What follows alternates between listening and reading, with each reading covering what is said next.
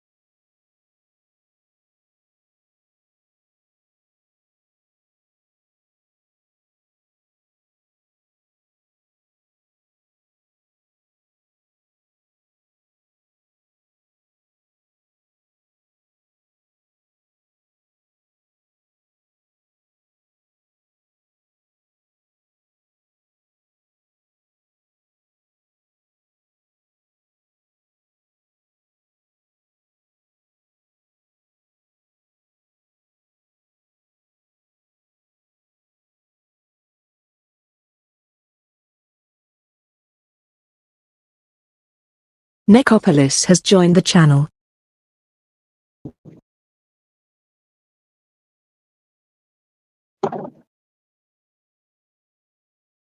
Yo.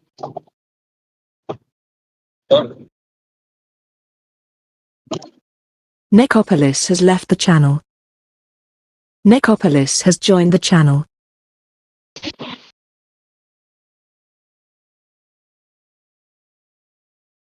Mic check.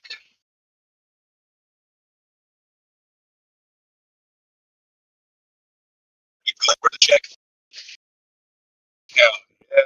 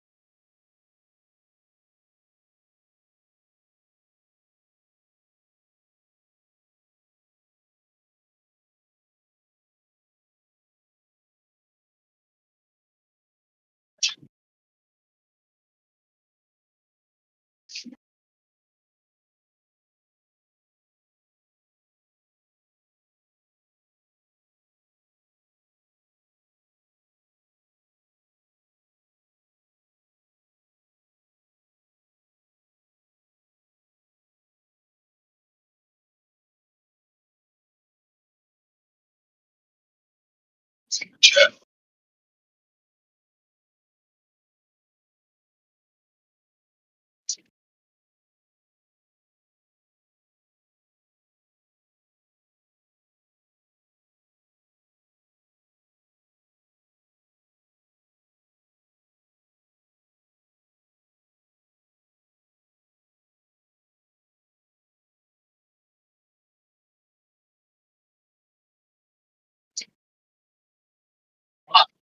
What's up, bro? What's up, gents? What's up, what's up, Kevin? What's up,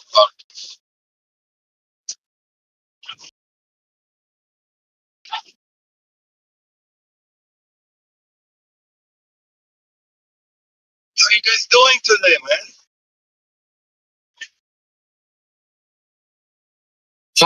Cool.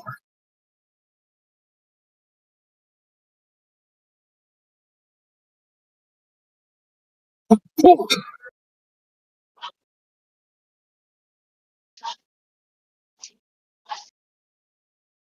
What's up, Nicopolis? What's up? Wow. Southeastern cheese. Wow.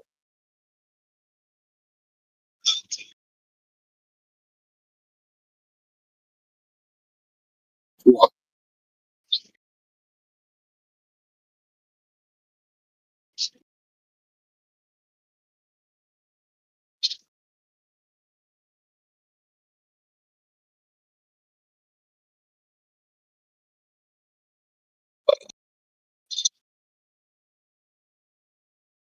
No, no, no, no, no, no, no, no, no, no, no, no.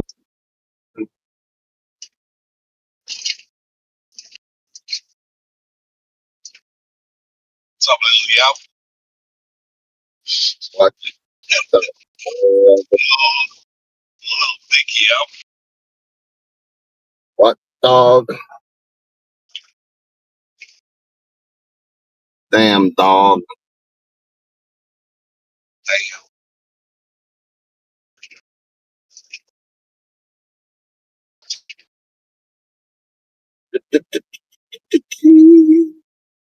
Damn.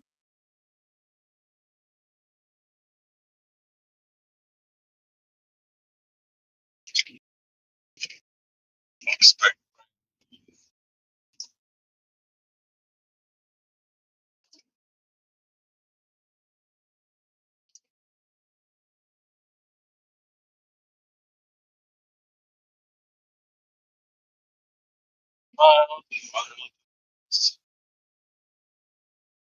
My wife in the truck here in Michigan. Yeah. 18 billion views as of this morning. The comments are exactly what you'd think they are. Yeah. So I let her take the truck. Driving for 7 years without a scratch. She didn't see the Lamborghini in front of her. The thing's hood is 6 inches off the ground. And we've never even owned a sports car. She ran into it like it wasn't there. The guy parked next to her was filming. He caught the whole thing. That's how it went viral. So for the first 24 hours, we thought we were just going to file the claim and write it out. Then the messages started. My wife got over 100 DMs in 48 hours, and I got my own pile too. And the messages were brutal. Hope you have good coverage, lol. Your wife just totaled my dream car. Bro, your premium is about to look like a mortgage payment. And the worst one was just prepare for the worst. Friends I haven't talked to in 10 years suddenly resurfaced with the same question. What's the bill going to look like on that? Coworkers texting me at 11 p.m. Yeah. 3 different aunts forwarded me the clip like I hadn't already seen it. And the Lamborghini, get this, was $139,000 to repair. Our liability cap was $300,000, technically covered. But our carrier called us 6 days in. They said, we're going to need to talk about non-renewal. And she quoted me $864 a month for a new policy under their risk.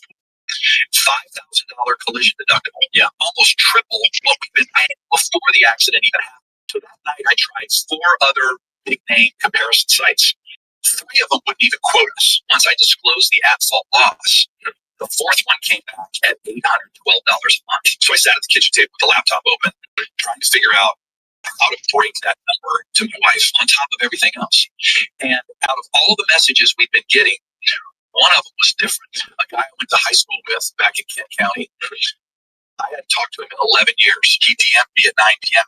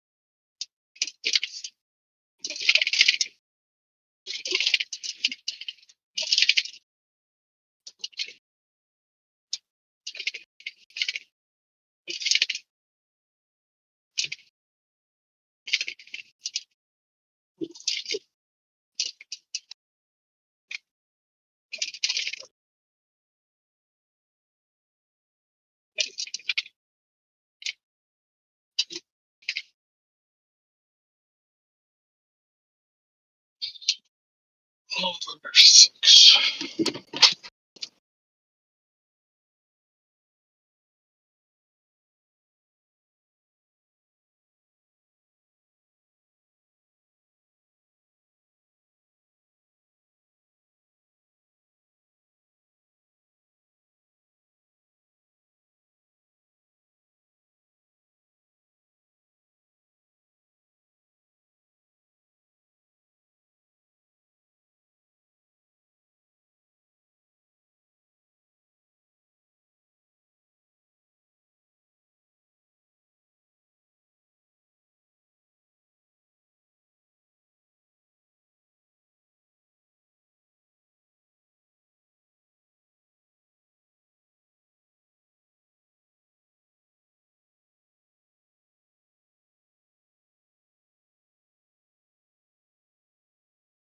Mr. Cheese has left the channel.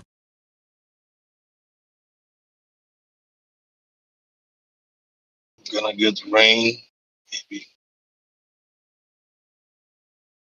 some fortitude.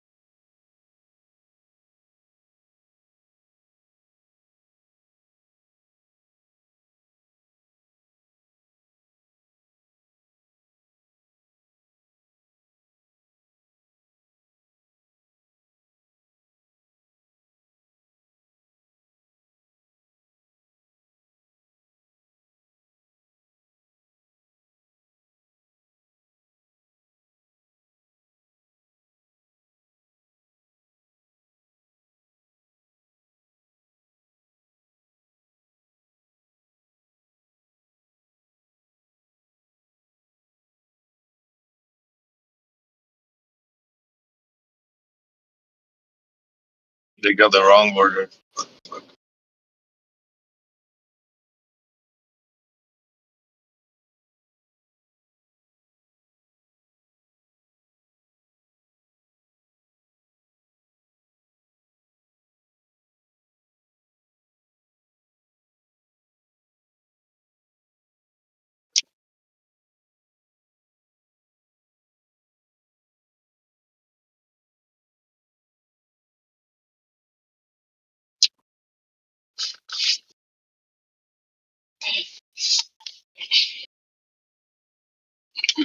Get this 419.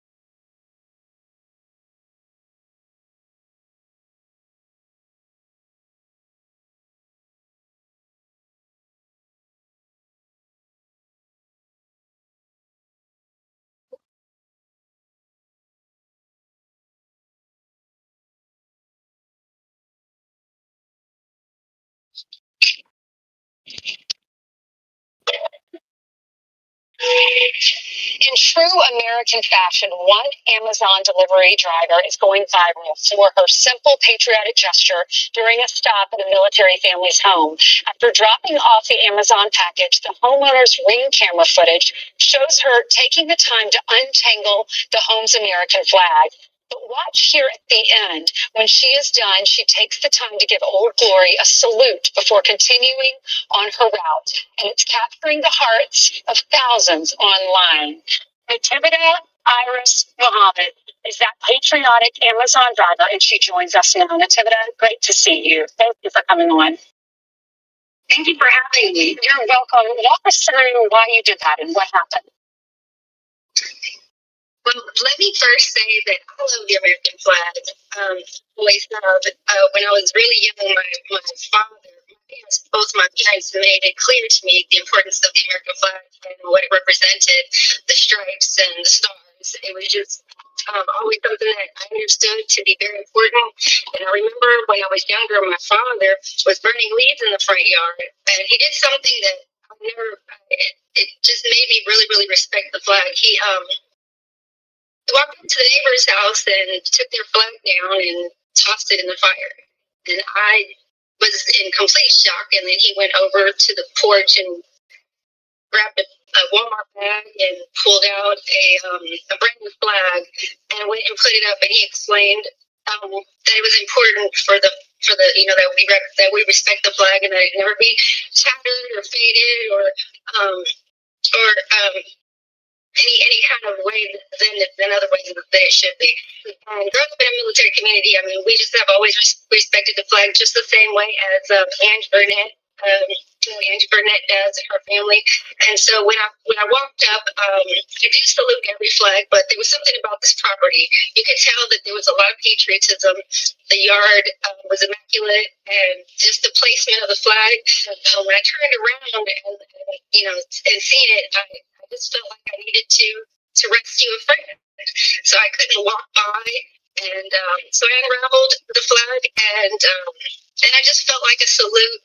Again, I always salute the flag, but I took another look at it when I walked back. I don't know if anybody's seen that last little look before I completely turned around, just to give it the respect that it deserves. Because I do believe that the flag represents our freedom in this country. So you mentioned Angie Burnett. She is the homeowner. She saw the video and she said it was so meaningful. Her husband's a vet and her nephew served. This is what she wrote on Facebook. My husband's a veteran and two of my nephews served our country. So the American flag isn't simply a decoration on our porch. It represents sacrifice, service, freedom, and the people we love who have worn the uniform. Thank you for taking those extra few moments. Thank you for treating our flag with such respect. Thank you for reminding us that there are still people who understand what that flag represents. And then she said, please, if y'all know who this is, I want to track her down. How was she able to track you down? Apparently, it had already gone viral. So Amazon, shout out to Andre at Amazon in public relations. He reached out to me and he said, I know you know about the viral video, and I did. So my Facebook had been deactivated for quite some time because a lot of the political back and forth, it was just jarring to me. So I just shut down Facebook and I did turn it on. And actually, when I went to the first news conference, I'm so sorry. Our show is over in 9 seconds. But thank you so much. It's wonderful. We need this. Be sure to like and subscribe. They don't have hours. Poor lady. They didn't got her story.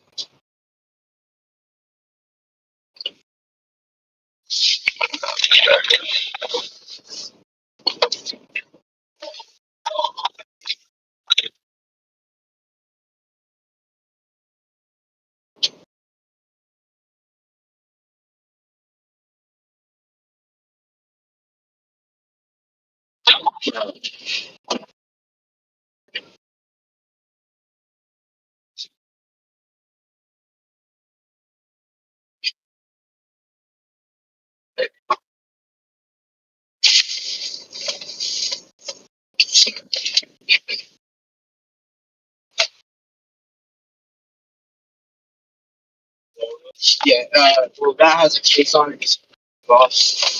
I'll have to run it, take that off. But yeah, you want to put that on the front seat? Okay.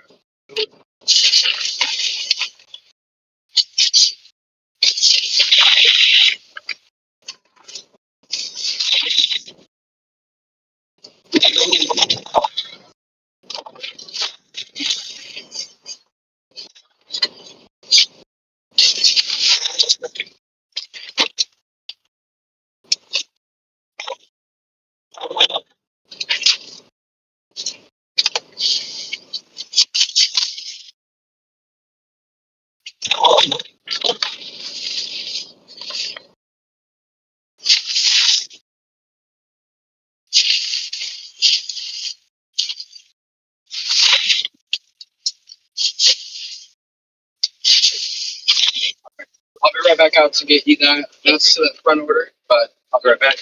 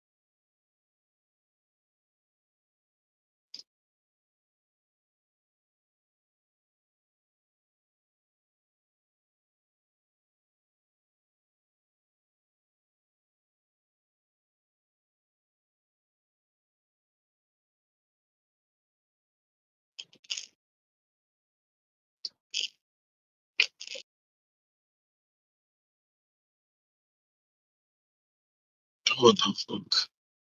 More internet here.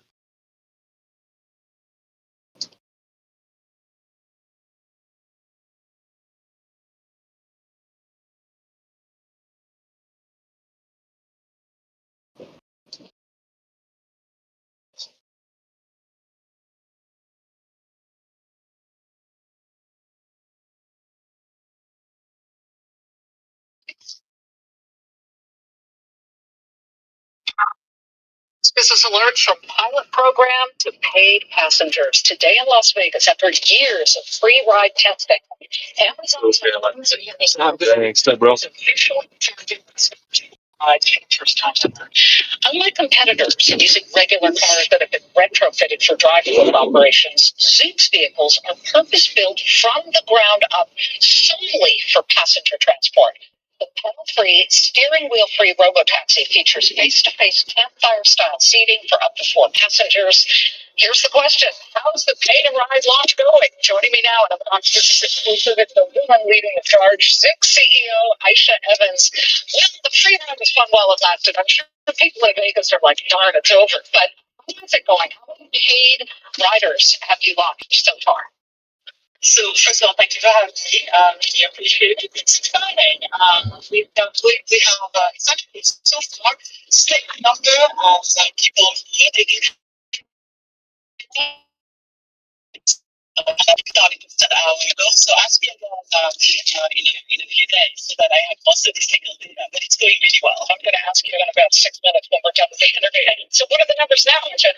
fascinating that you still see the same number of riders paying for this versus the free rides that you've been giving since 2023. I'm very interested to know. So the free ride, the 3 year pilot program, what did you learn during that pilot program that surprised you the most?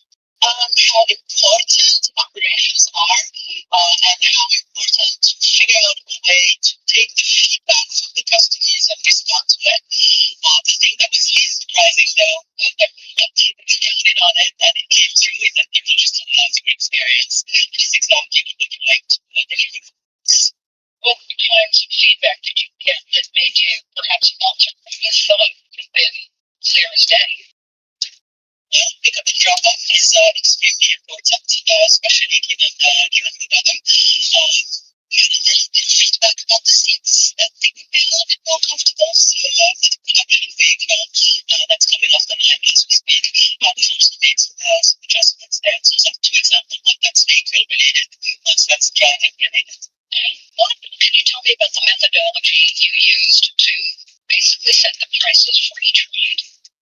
So we started with factoring on what we call essentially the conflict here. This is something that customers are already used to today.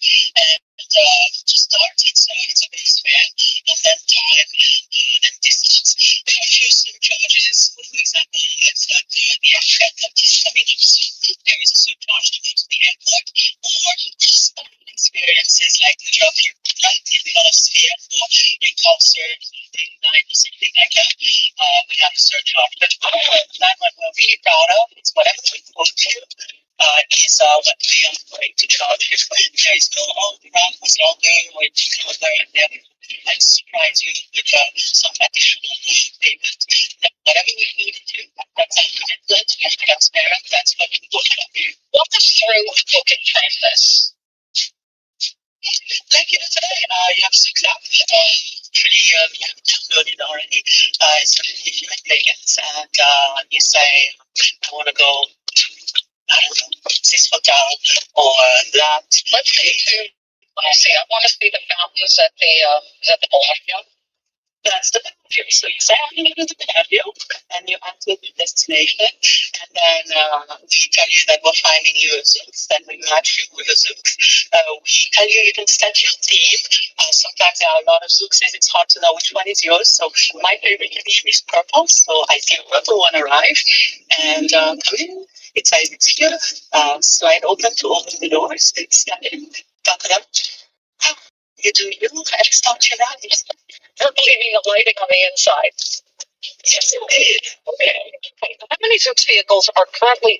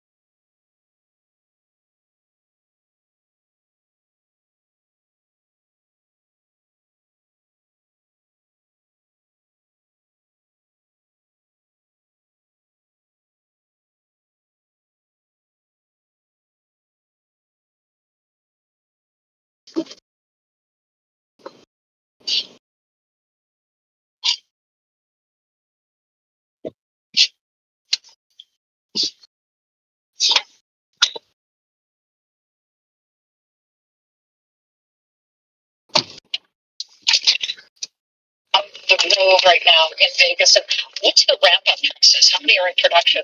Amazon is brilliant at ramping up because they have such an interesting supply chain that's vast. How quickly can you get more of these vehicles on the ground? So first, I want to take the opportunity to thank all that's helped us make this possible. Really kudos to Administrator Morrison and Lisa and Secretary Duffy at DOT for really partnering with us to advance innovation. None of this would be possible. So now that we're there, we have about 65 or so running around Vegas. All of them are now available to the paid service. And we May 2006. So now we keep wrapping up. So what you can expect is that for the next few weeks and months, very steadily, we will increase supply. We have it available coming off of our assembly line in right down here in California. I'm glad you brought up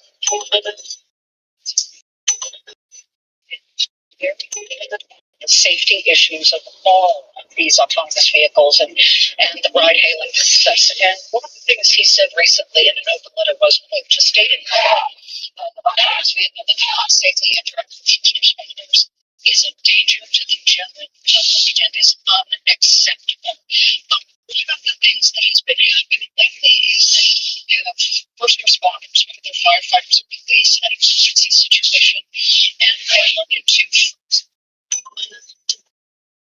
Teslas, etc., and they have to work to resolve those issues, and that's sometimes life-saving minutes. So what did you learn, and how did you deal with this? Because I know there was an incident in May where a Zoom some smoke from a fire in Vegas. So tell me exactly how you attack a problem like that and then fix it. Is it all software? Still checking trend lines. The shops don't work the way they used to.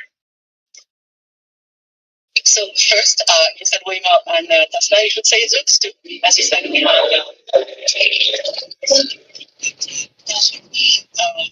unequivocally say we agree with the administrator and the administration, the regulatory agency, the regulated and extremely saving things. So they just be able to do that. We can keep the fast and use that rubbish. These are rare entities that really continue to make the processes way to make them better and better. I think it's just getting better to just this driving circles was actually I can't get the first situations where you have to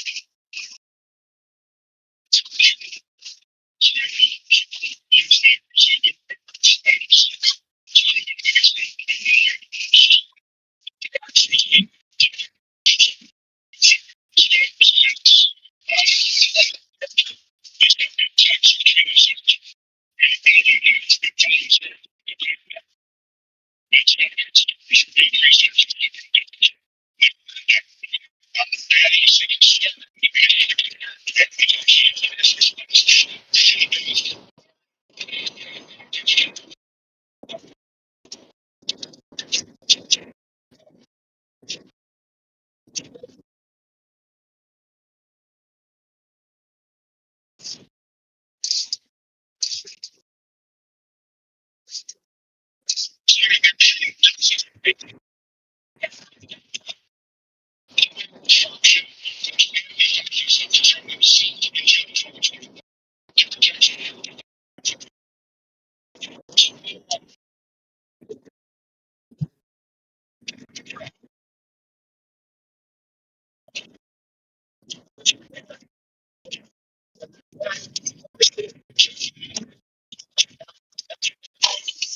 the order of management for reduced fat. So they have a high blood sugar.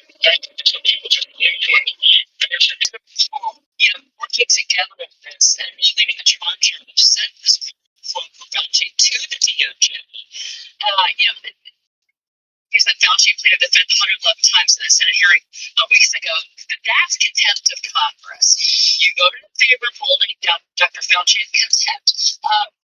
Chris, we think if the DOJ, let's get right here for a minute. You know, subcontracts, well, fine.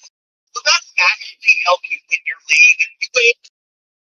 Some Americans can now own short-barrel rifles, shotguns, and silencers without registering them with the federal government. Last week, a federal judge in Texas ruled the registration requirements under the National Firearms Act are unconstitutional. This act is a primary law regulates the purchase and sale of certain specialized weapons and equipment. The judge gave the Justice Department until today to appeal, but for now chose not to. A DOJ spokesperson told CBS News, quote, the department respects American Second Amendment rights and is currently assessing the impact of like CBS News legal contributor Jessica Levinson joins us now. She's also a professor at Louisville. So why is the judge saying that this part of the National Firearms Act is unconstitutional? So the judge is saying it's actually not based on the Second Amendment. I know we both look at a statute that deals with gun control. We think Second Amendment. This is about whether or not Congress had the power to enact the statute and whether it continues to have that power. As we've talked about, when it comes to the federal government, you have to complete part of the Constitution that allows it to act. When it comes to Congress, there's enumerated, meaning listed powers. One of those is the taxing clause, and there used to be basically a $200 tax fee that people who were making transactions or purchases related to these short-barrel guns, silencers had to pay. Then in 2025, in the big, beautiful bill, Congress is zeroing out that tax, so you're not paying $200 anymore. What the judge said today, this week, excuse me, is that when it comes to Congress using its taxing clause power, you need to have some tax. You need to have something that raises revenue. And when you zero that out in the big, beautiful bill, there is no more tax. So Congress no longer has the power that it can use to pass or at least continue to enact this part of the statute. The Supreme Court has been skeptical of whether federal judges have the power to impose nationwide injunctions. So this is the point too. So this only applies to the plaintiffs in this case, but these plaintiffs include groups and individuals beyond just the Northern District of Texas, where the judge made the decision. So, for instance, there's one group of plaintiffs, gun owners in America, GOA, and that includes a great number of individuals who are covered by this particular ruling. In addition, there are 15 states that are plaintiffs. Now, not everybody in each of those states is covered, but state agencies are. So this is not a nationwide injunction, but in effect, it covers a good deal of plaintiffs who get the benefit of this decision. And it's the end of the road that the Justice Department doesn't step in. So this is fascinating because it actually might be the Justice Department opted not to challenge the particular ruling, at least on an emergency basis. We're all looking to see if the Justice Department appeals this. As we have talked about, why does that mean that maybe there's nobody left to challenge this judge's decision? Because you need standing in federal court. And what you would need briefly is a plaintiff that has enough of an injury in order to say, I can bring this case. And if we're looking at, who are we looking at here? Individuals, members of Congress, maybe states. I see standing problems with each of those groups. So it may be if the DOJ doesn't appeal, then this is the end of the road for this particular case with this particular judge. Jessica Levinson, as always, thank you.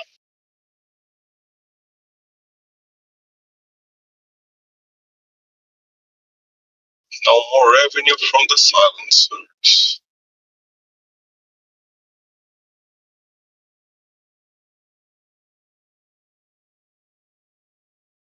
What the fuck is this? 12.5 billion. Hunt down your opponents in Raid Shadow Legends. Use this promo code to get the legendary Cheshire Cat for free. I just found out that if you have 2 cars on your car insurance, this is 100% what you should be doing. So I found this website. Hey, look at the difference. $159 a month. I thought this was the best price I could. For the second time in less than a year, the Los Angeles Lakers are being sold as Mark Walters, moving this historic NBA franchise to a league led by Josh Kushner, the brother of Jared Kushner, and Disney CEO Bob Iger. The price tag on this sale, $12.5 billion. As Josh Kushner, Bob Iger agreed to purchase the Lakers from Mark Walters for more than $12 million, the largest sale in U.S. sports history. And this really came together very quickly. Rich Point here on live now from Fox, the founder and CEO of the Sporting program, Raj Markazi. Raj, thank you so much for joining us. Few people saw this coming because the initial rating you sounds like again. I was shocked, and even I thought, with some guys on social media, and they see it's like 12 years of that. These things don't happen when you franchise like it's like this gets sold. That's it. They became an extended period of time. Way back in 2020, and again here, it's shocking the fact that the guys trying to take a huge price tag, and then now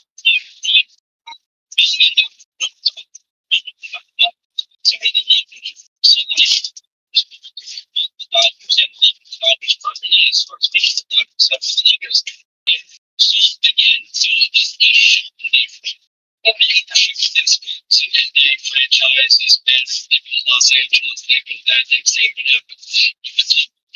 Does this change anything on the not in the short term, but I think there should be no transactional changes in terms of that.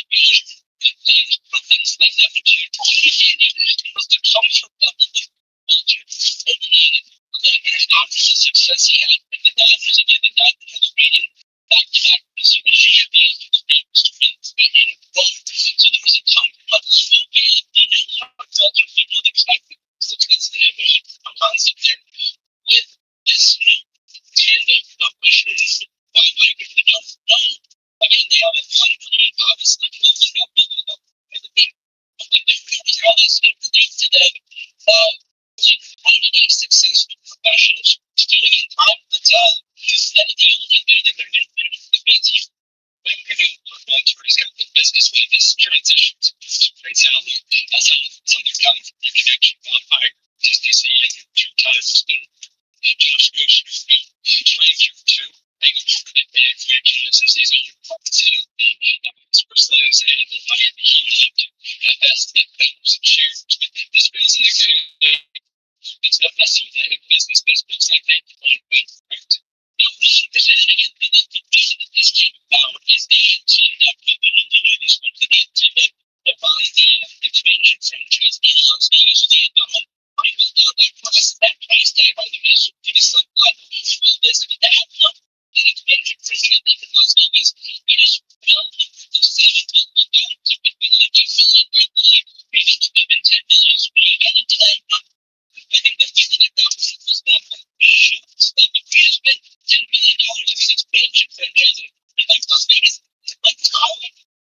Say maybe and you can put this stuff to Los Angeles Lakers again. We talked about the stupid little franchises. It's the Falcons, it's the Lakers, it's those are the teams right there. So forget the expansion in Vegas. Yeah, the Cowboys and obviously you mentioned the Yankees. They have it's like this time where there's situations like to that at the same time that you mentioned this expansion team. The Las Vegas and the expansion team and so being able to see in Las Vegas. It's not anything about the expansion. It's like it's nonsense. Once the Las Vegas is something but it has to happen.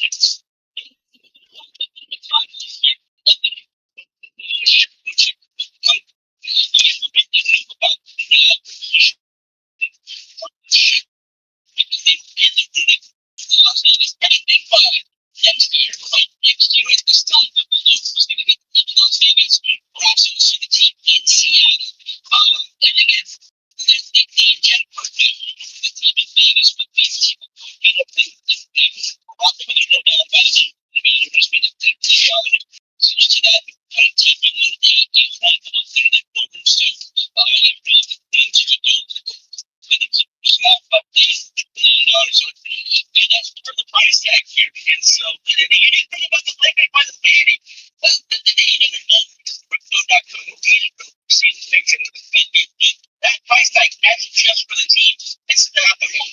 That's a perfect way that if anything happens, I guess in terms of who's filling the stadium, they will very, very, very aesthetic stadium. As we see. But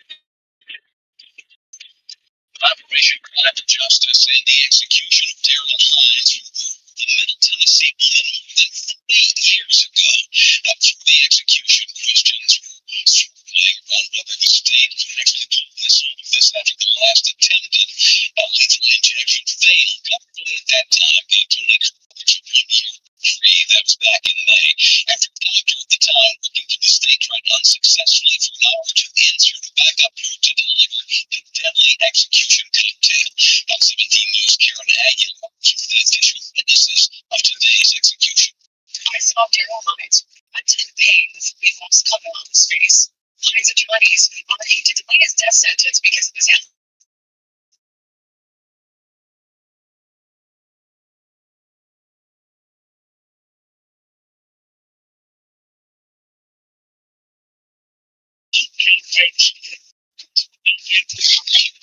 Justice for the family of Catherine G. Jenkins after more than 50 years since her birth. Hearing the name void that will never be hid, a lifetime of memories denied after the maximum security in Nashville.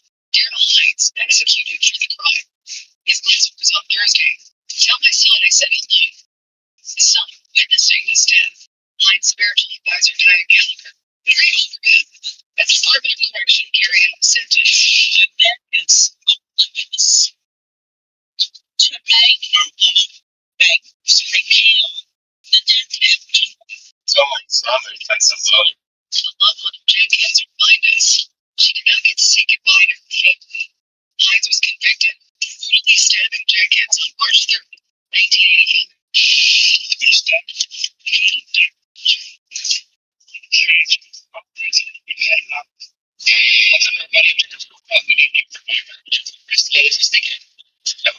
Back in time, he made the 2003 mission accomplished in Iraq on the flight deck of the aircraft carrier USS Abraham Lincoln.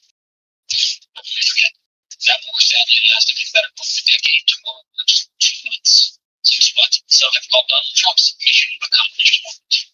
When he posted this with the Rome British town, all of the he had been traveling to the Hills of Versailles in France with great pomp and circumstance. The sign was screaming to. Just when he felt back then, he was loving the people that he was, and would give congratulations to all. And your vice president the toll-free opening of the Strait of Hormuz, and simultaneously herewith authorize immediately the United States naval blockade. Ships of the world, start your engines, let the oil flow. 2 months after Trump's mission accomplished, North America is still in the Middle East. Donald Trump is secretly switching planes.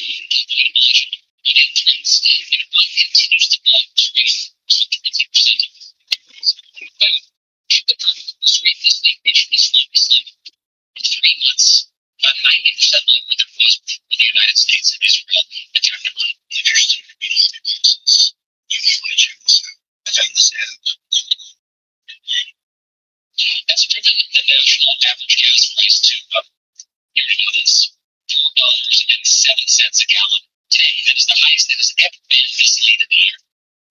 It was also exhausting the arsenal of the Portuguese because the United States and their allies have orchestrated just the long-range strike missiles and the defensive interceptors as well. Today, Washington Post reports that the United States has lost 25 planes, 25% of its entire arsenal. The nation of its structures fall their forces destroyed multiple times in the past 6 months. That's odd. It's not just shortages of oil and weapon Trump's force will also be getting ground against the service members. They've been on station waging his forces to start to grab and not interested in it. And you're not being honest. What is Donald Trump doing about all of this? What is he focusing on? What do you think he is focusing on? Today in Washington, Trump's campaign going to do his name back on the front of the Kennedy Center performance. It's been one of his obsessions to remake the Kennedy Center. He said that he wants to of on the center, including adding fingers. And yes, we have been here just last year. We had a stadium installed on the center. And then you ready to break ground on the renovations, but then the judge said no. So they eventually just named all behind the church safe for public. We wanted to see the best of film after the judge. The administration take a statement. Did he leave that tarp up because he was embarrassed about it? I've seen it. And now it might be better. The name of the beast. Zag or stupid and renovated by President Donald J. Trump. And they put it close the main hall down for those renovations. They violate the judge's Trump wants this so badly this week. In effect, all of Donald Trump's public events and speeches this year, they found that he only voted nearly 85,000 just to his vanity construction projects in Washington. That is almost as many words as their already great Gatsby and thanked them.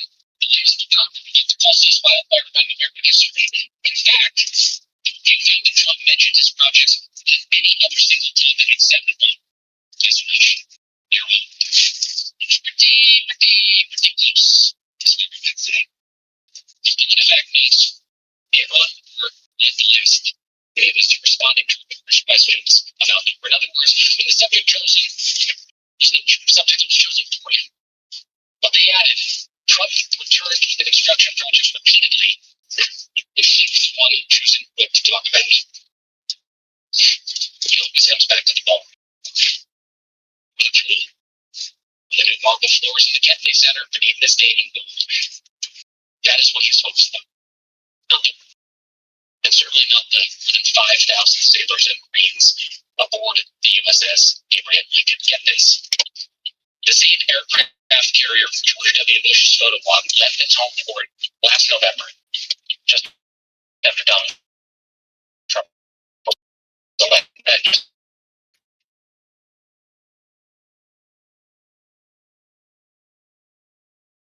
As friends and families were sharing photos that sailors had taken.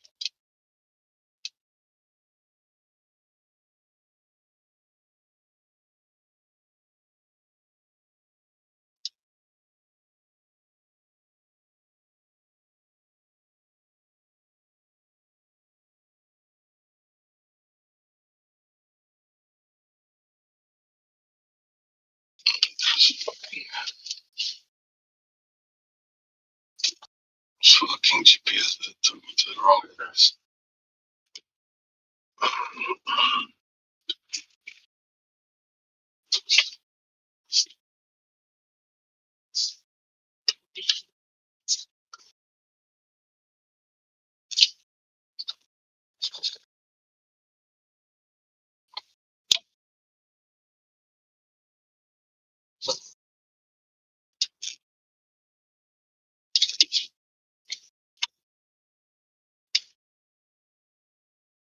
Fucking GPS brought me from the school no one.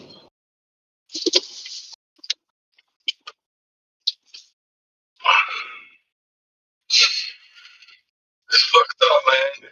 Fucked up, man.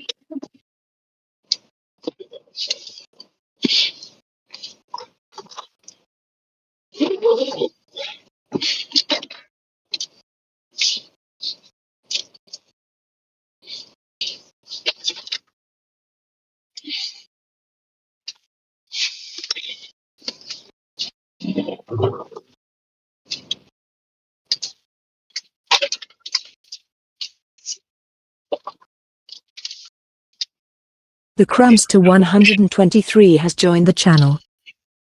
Yo,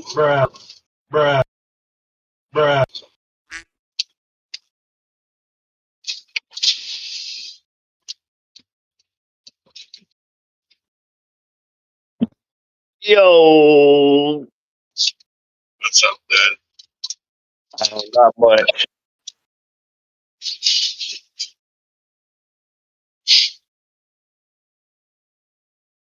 I just figured I'd drop in, say hello, see what's going on, and it's a wonderful day, right? Oh, yeah, not bad. Not bad. Okay, excellent. Not bad. But I see that Roy's been here, and Pedro's going to save the gig community. You got the gig god, and hell yeah, brother, Blaze is goofy as always. Hell yeah, it's amazing. Yeah. Saving everybody.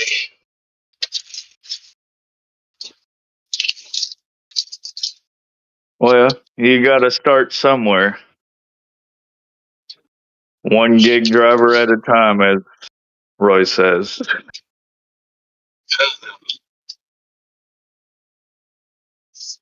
Sometimes it's just too much, like ass kissing. Can't take it. Oh yeah. Well, they said that Scoot's got to quit laying it on so thick. So it's got to be true, right? It was on the internet. Everything on the internet is true. Just remember that, people. No, it's just everywhere. It's just everywhere. Like, yeah. But you can see the same shit with Torp and Flex, right? You know? Like, you're the best! No, you're the best! You're the best! Man. Like, people like so much fucking sugarcoating other people. Yeah, this is crazy.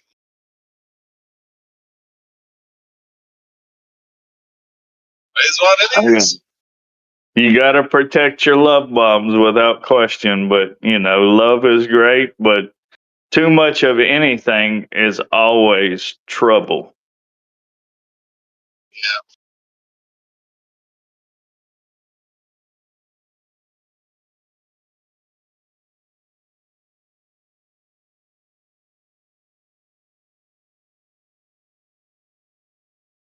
It's just another fucking day. That it is completely. But like they've always said, too much of a good thing is a bad thing. So just be careful with bad TV, because bad TV can end up being a good thing. And that's the bad thing. We gotta start low, right? So we gotta start from bad and then trying to be good. Well, it's always important, especially when you get goals, to aim low so then you're not disappointed. And then also your goals are attainable.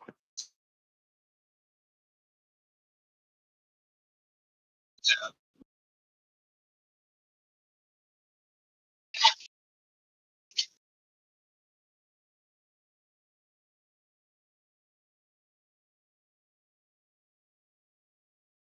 But just crazy, man. That's what it is.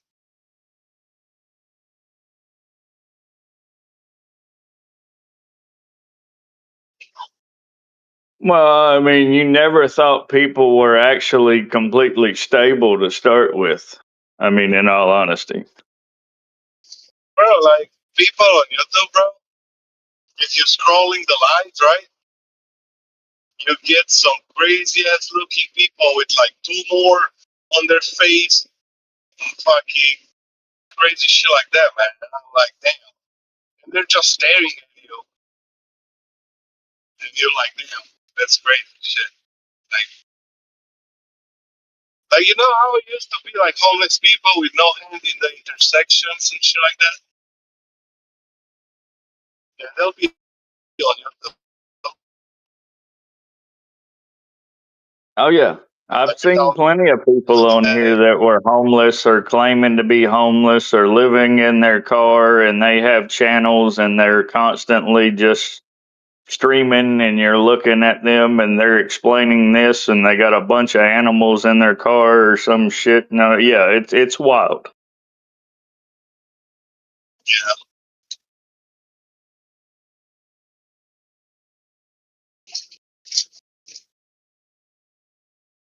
It's insane.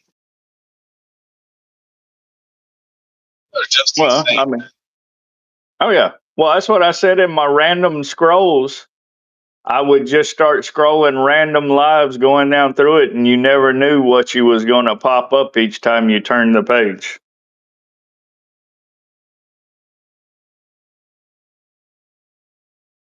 You know, I said once, like, oh, the new trend right now, everybody is in the hospital bed or some shit. Like, it's just crazy. Because sometimes it just feels like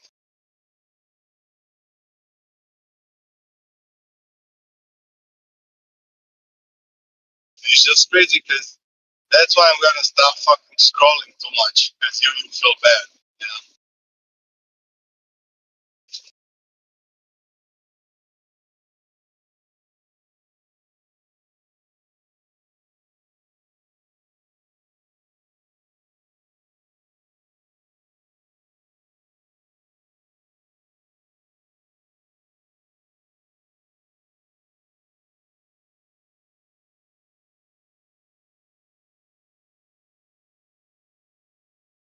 China shipping.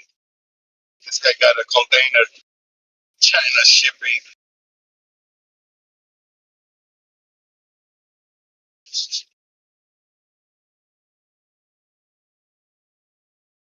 Eggs, $4 a dozen.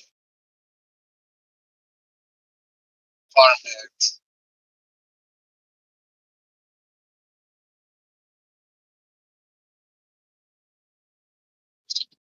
I guess the farm eggs are just competing with the organic ones.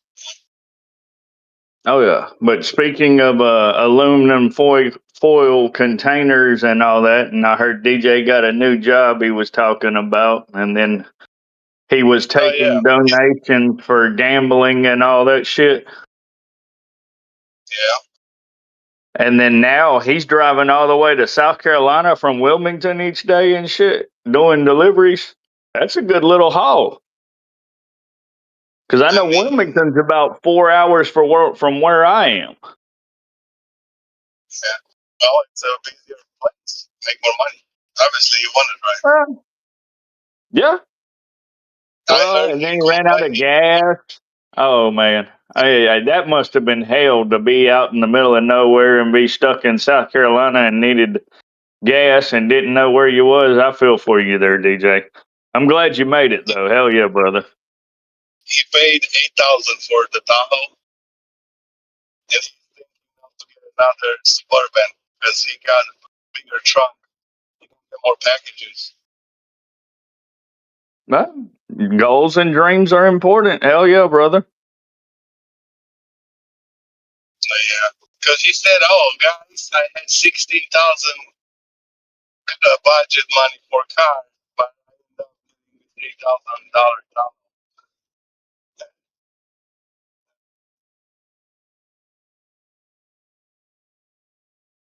It's crazy with DJ.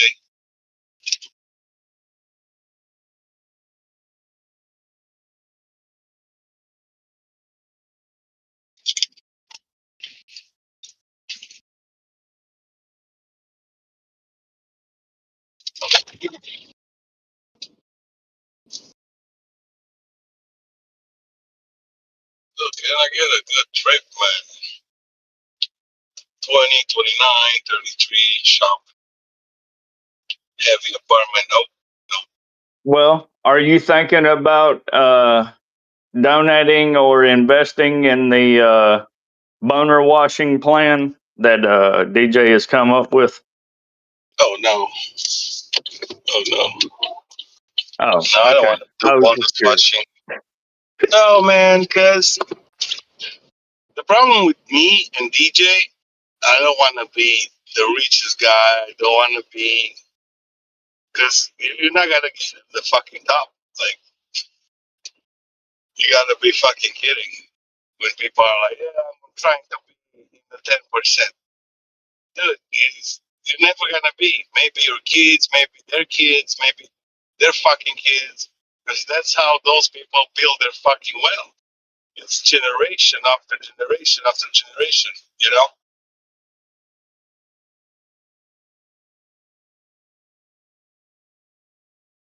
But yeah,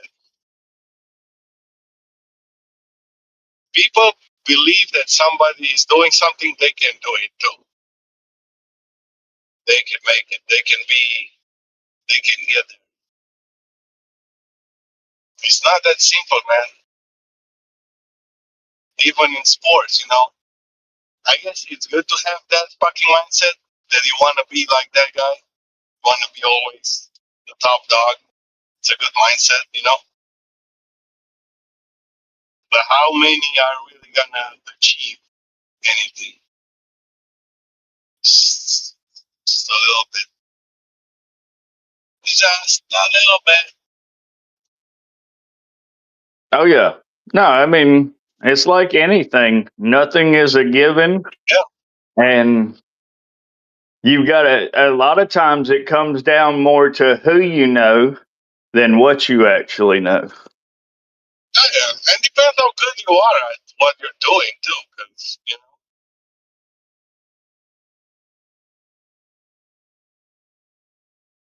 know it's important.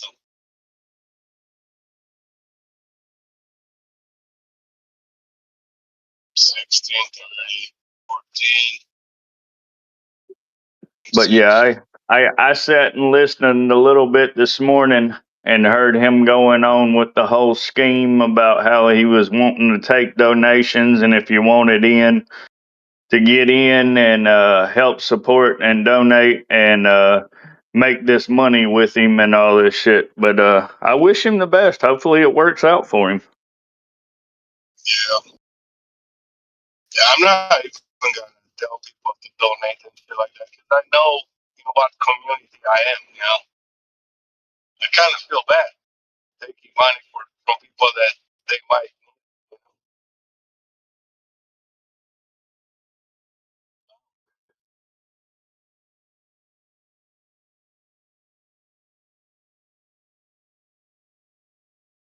But yeah, that's how people are getting their fucking cars on YouTube. Donations, people feeling bad for them. They always got something like some trouble, some problems in their life. A lot of times, just get people like feeling bad. Oh,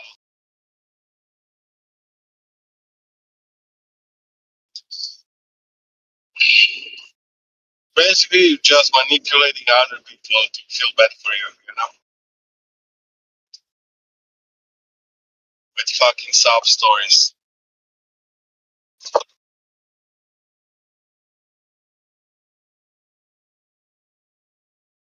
Twenty 33. Come on, man. Sam's Club. Reject.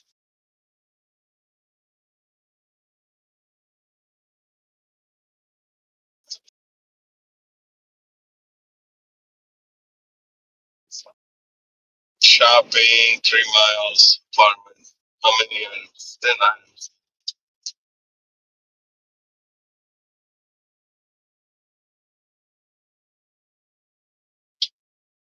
But yeah, I'm gonna hop down for a little bit. Y'all gonna make all that money and have a great day and do your thing. Hell yeah, brother.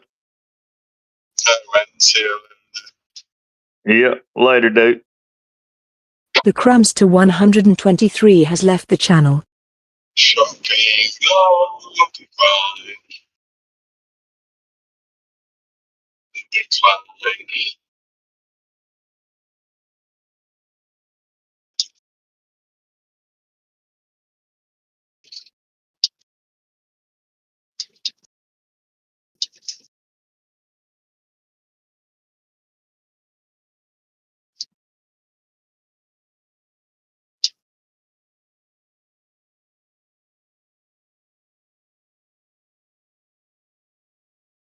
up.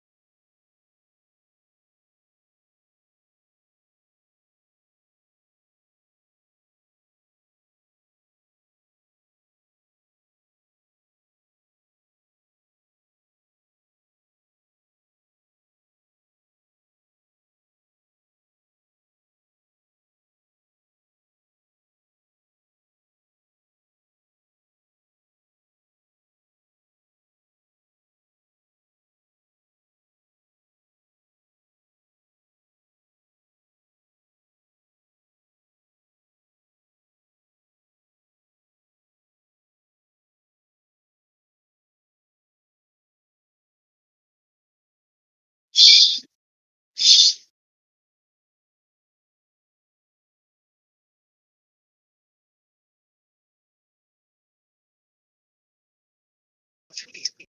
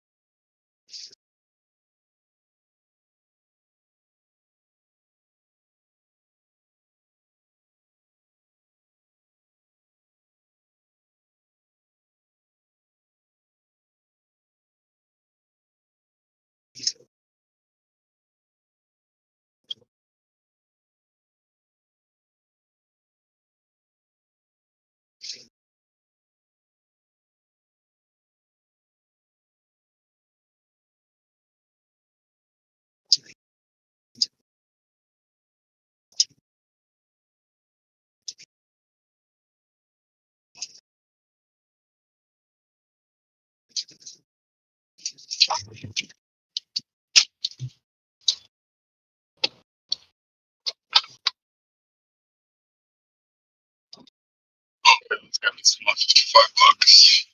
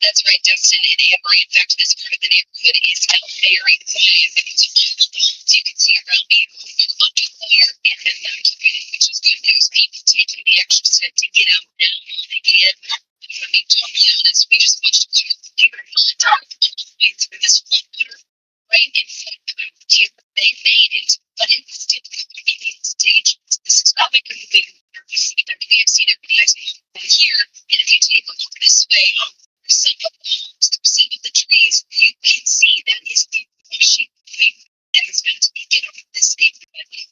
Plastic banks, between buildings down in streets down here. This area, it was just not attention. Cannot be again. I'm going to show you some of this destruction. Sky, I mentioned, not even at its highest point yet here in Portsmouth. So we don't have destruction here. It's too used to cries.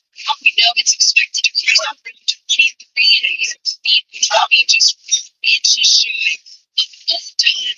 It's here in Hamilton County. In the same woods here, we just saw the fact they're ready to sponsors. People say they say these neighbors are not.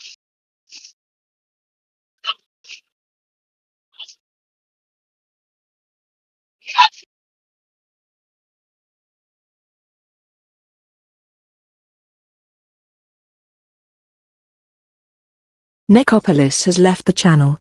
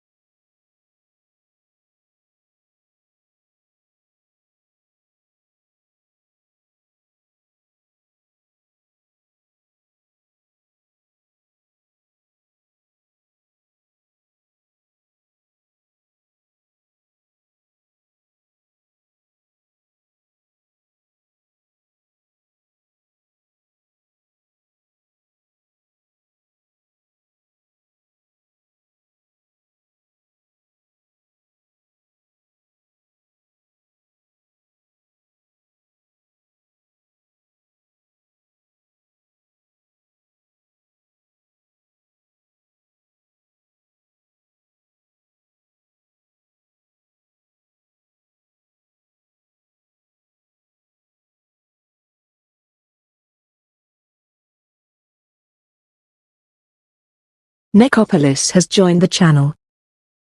Now we got $400 a month in support that I give, on top of paying for all my son's stuff that I didn't even add in for shoes and clothes.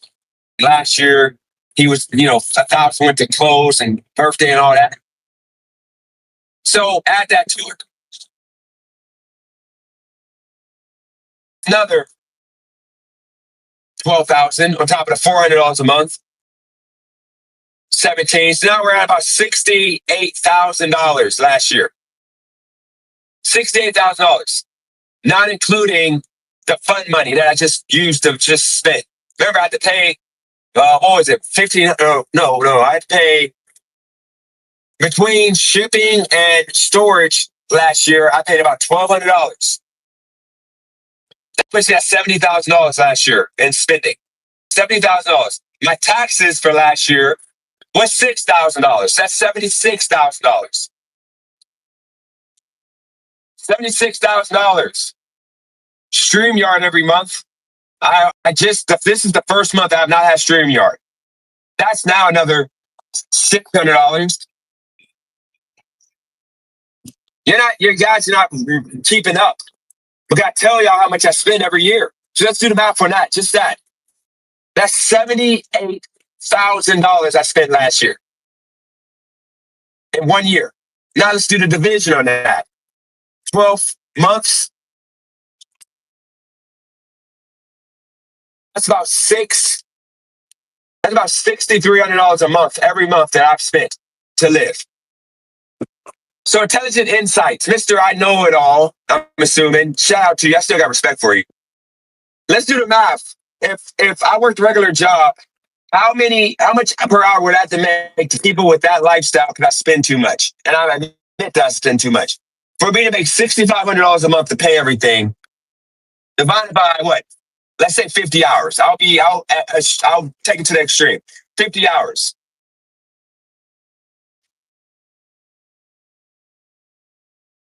That is 200 hours for the month.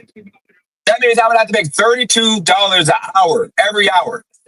Bro, there's no jobs that I'm getting without a skill that I'm making $32 an hour. So now, how do you make it happen? Oh, you know how? Let's deduct the fact. Let's take away the fact I put $10,000 towards the building. You remember that? $1,000 towards flying out there, staying in a hotel room and all that. So that's $11,000. Shout out to High Fly Guy. That's $11,000 right there. And then I had to pay back a debt, which was about $7,000. That's $18,000. That left me $7,000. $7,000. Shout out to Amanda with the $5 super chat. Now we're almost close to having that sit down with everybody. Shout out to you with the super chat. So now we got about 7,000 that were deduct from that total because we got insurance claim that we got paid on. So that still takes me to $61,000. That means that I would have to make about $30 an hour every single hour I work. FedEx was not paying that. GoFo wasn't paying that. No job pays that I'm doing. So guess what I did to keep up? I had to sports bet. So the reason why I was able to live this life that I've been living, Spurgeon, Sun AAU, doing everything that I'm doing, is because I was sports betting on the side. And I was able to make, give or take, $1,000 minimum, for the most part, a week. Like literally, yes, I had a couple months the past year that I didn't bet. So 10 months I made about $1,000 a week on average. $4,000.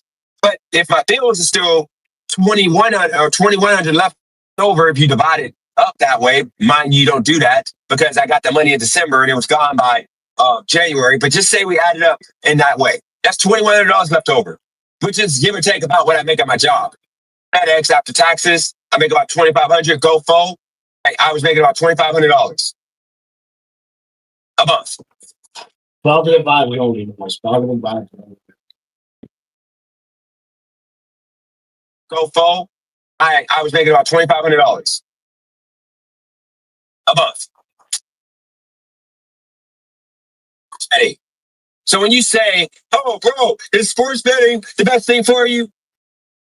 I got all the love for you, but I gotta say it like this: shut your goddamn pothole.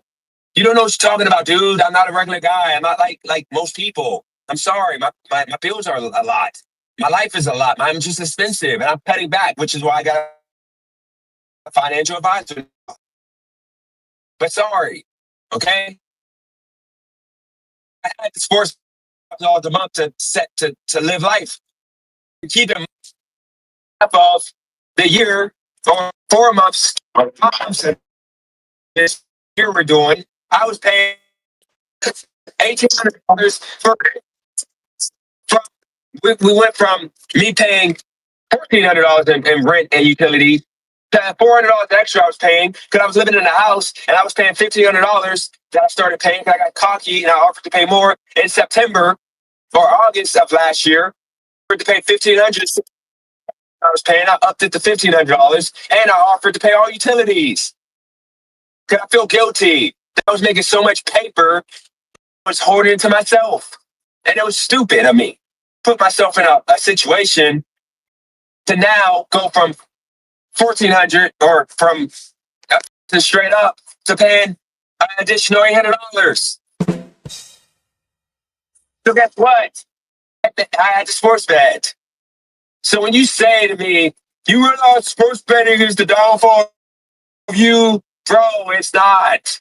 If I don't sports bet, I don't eat because I don't earn enough money hourly with whatever job I do because I'm not a skilled labor person.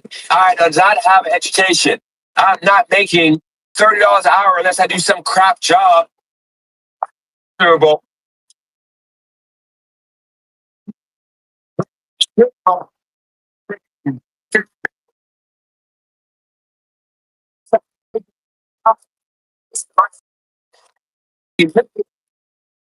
Then I'm making $30. Guess what? I am okay with that. I have chose this path in life. I gotta live with it. I'm gonna be here with my son. Hopefully my daughter moves here. And that's that. That's it. Not that hard. Not rocket science. That's the reason why we're here. And when we do these breakdowns, it makes me look arrogant. It makes me look bad. It makes me look terrible because y'all don't get. So you got faces.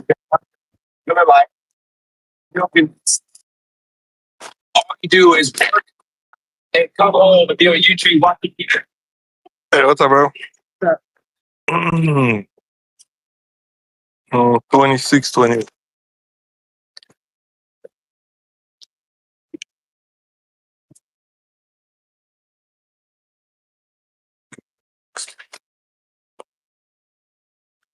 Oh, yeah, I'm good.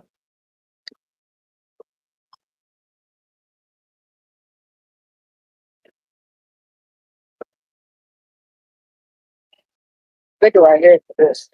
What is it? Oh, those are together, right? Yeah.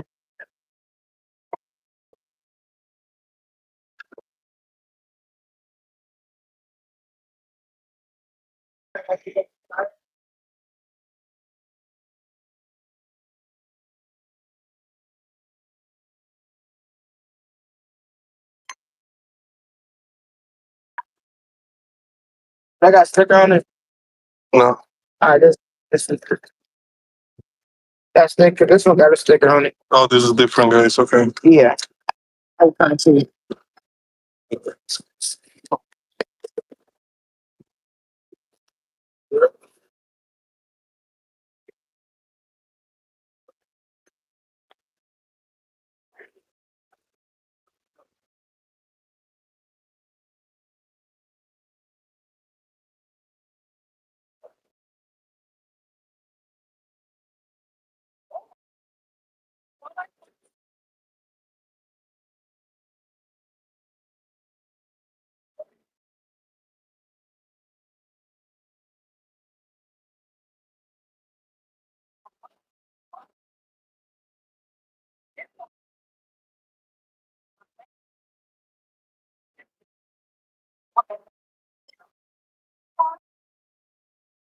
All right. Thanks, man. You Romantic.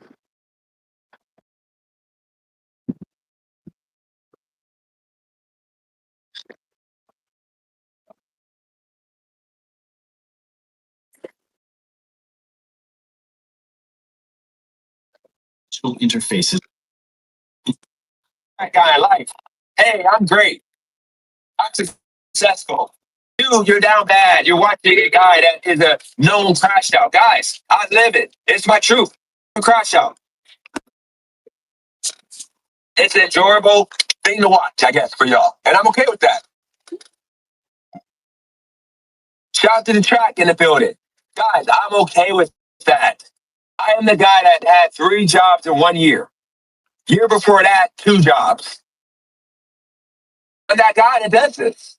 I'm the guy that, hey guys, I'm a degenerate sports bettor, but guess what? I'm actually a profitable sports bettor because I make thousands of dollars every week doing it, which is why I'm afforded this life.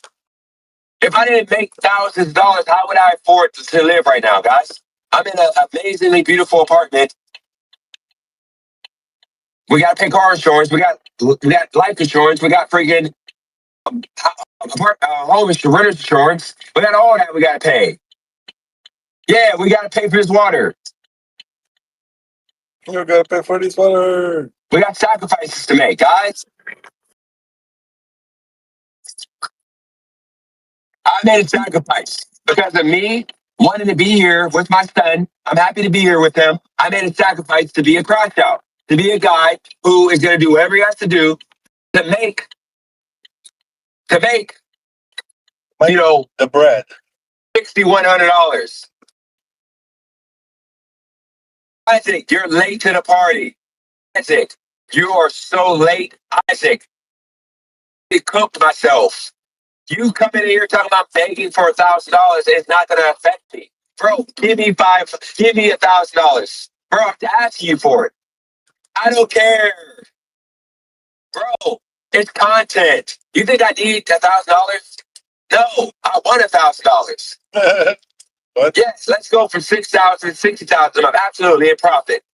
Bro, if I have people that hate watch me, that love watch me, that enjoy watching me just because it's just a fetish that you just see this guy that's just What's up, Ryan? How you doing, bro? then why wouldn't I tell you guys if you want to throw me a couple bucks so I can crash out even more, do it.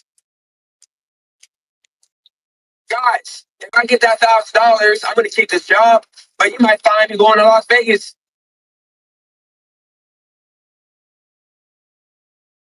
Be back on Monday. I'm in Vegas. Every collector knows the moment, the hollow, the weight, the print, the real. I'm in Vegas. Right now. Matter of fact, let's make that right now. If we raise that $1,000, not only will I do that panel, I would do a straight 3-day binge, degenerate binge. I'm talking about I will fly out of Wilmington on Friday to get to Vegas on Friday. I'll be there Friday night, Saturday, Sunday, and then I'll come back to Wilmington on Monday so I can get back to work. I will live stream the whole time. I won't cut it off. Other than YouTube, I got to cut it off every 12 hours so I don't lose the footage. But I would live stream for 3 straight days, the whole entire time. The whole entire time. If we raise that $1,000. Okay? Guys, it's content. D. Charles, I have a betting Patreon, but nobody showed up. So I stopped doing it after a week and a half. If enough of you guys tell me you're going to actually follow it, then I'll go on there and take the time to break it down to you guys. Yes, I said it. I'm going to keep my word on that. If I get that $1,000 raised, I will do a panel with Brandon, with Holly, let come, all come. It's going to be one-on-ones. It's not going to be retarded, stupid. If everybody, oh my God, you hurt my feelings. Oh my God, you call me bald. Oh my God, you call me fat. It ain't gonna be none of that. Okay, we're not doing retard content. Okay, it's gonna be one-on-one sit down for the moderator. A moderator we're both gonna agree on, and then we're gonna do sit downs with everybody. I'll do an hour with everybody. It's gonna get serious, and then we're gonna do all these people, and it's not gonna be chaotic because if it's chaotic, I'm gonna just end the live stream, and then they're out of here. But I'm down. If we get that 1,000 raised, I'm down. I'll do a sit down with every individual one by one. Brandon will be the last one. We're gonna say the best for last. But we're not talking about stuff I can't talk about. Like I told y'all about the building already. I'm getting sued by these people because they say that I did damage. Okay, so they got to prove it in court. It's that simple. And there's a lot of information in regards to that. That if you guys were good investigators, y'all would know. This makes no sense, but y'all aren't good investigators, so y'all don't know what's going on. So I'm not talking about that. I don't lie, guy. I don't hide stuff. I tell y'all everything. Y'all just manipulate everything and turn it into me lying. I tell y'all everything, literally. That's the point of this channel. I got 1,000 videos on private because respect for my kids to know that I said some outrageous, say disrespectful and ignorant things. I can never take back. So I'm not going to have those things on my platform. If those people that recorded those videos want to put them out, that's on them to put them out. If they don't react on the videos, then I'm going to strike the videos. But otherwise, I can literally, like post them. I mean, I can't stop it. I don't care. It's not going to have it to where people can come to my channel to find them. You're not doing that. That's just stupid. I'm trying to fix my image a little bit. Why have stupid brokey image to where I'm just talking about broke people stuff? Nobody cares in reality. People with money don't care. Talking about kids without dads. Who in reality cares? Other than broke people. Yeah, you have kids without dads, robbing and stealing from the rich physically. But in reality, we all know that most of the stuff I was talking about is poverty content. I'm gonna get rich. That's just happening. Somebody said I didn't show up to my Patreon classes. It's crazy. I actually did. People, once again, late to the party, they decided to go on my Patreon and make a free account to spy and see what was going on. And little did they know, the first week I was on there every day with Dash the Trader. Y'all can go on Dash the Trader's channel and ask them. I went on there for literally a week and a half. Every day I was on there for 3 hours minimum, and y'all didn't show up, so I didn't go. I said, I'm not doing this no more because I was losing money because it was only me a trader, and he was betting smaller because he was learning, and I'm betting bigger, and I made my $500 in like an hour and a half. He was on stream with me, and when I made my money, I showed him my screen. I made my $500, and I'm like, bro, I can't keep betting. That's just how it works. When you make your money, you get out. You're done. You don't sit on a sports book for hours just doing it. No, you gotta just get in fast, and get out. So if I make my money in an hour and a half, so y'all follow me, and y'all made y'all money, and we're out. And because he was trying to keep me on there, I told him I can't really do this no more. Did you know you can rip digital packs and reveal real, raw, and graded cards? Let's Go new app lets you do exactly that. Calculated Chaos Monkey LLC has joined the channel. $5. Because he was trying to keep me on there, I told him I can't really do this no more until more people come because I wasn't making money on the Patreon. I didn't make them pay for it. The only one that paid for it was really like 4 or 5 people.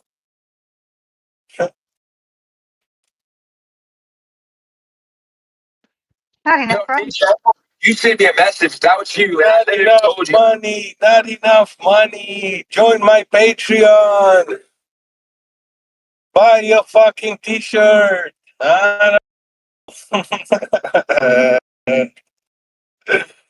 It's insane with DJ. Yeah, I watched that live earlier. That was crazy. Yeah, it's pretty funny. The video is still up there. DJ, this is what you do. Reach out to me on Instagram, and I would literally walk you through the Patreon. Or we could just have one-on-one. I'll do a phone call. I'll give you my T-Mobile number that's tied to my business. I might give you my real number. But we can call me. I'll break it down to you. I'll spend an hour breaking it down to you. I'll spend an hour breaking it down to you if you want me to.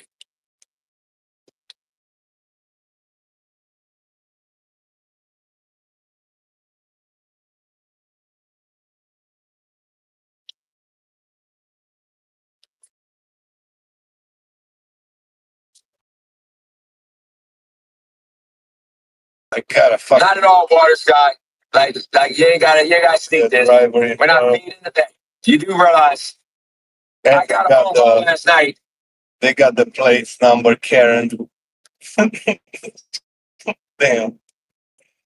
He told $1,000. We can work out some numbers. I could be betting right now. I could be literally not on stream betting right now. But you know why I'm not betting? Because it's self-control. We're on genius level of streaming. There's no money. There's no money to bet. That's why you're doing a fundraising from your people so you can bet. Like, this is self-control. There's not enough to bet on right now. We're not going to be enough until college football starts. I'm not going to be sitting around with $1,000 bankroll that I got to pay back interest on, betting on WNBA basketball. I'm not doing that. So I'm going to wait until college football starts so I can bet all day and run up a big bet.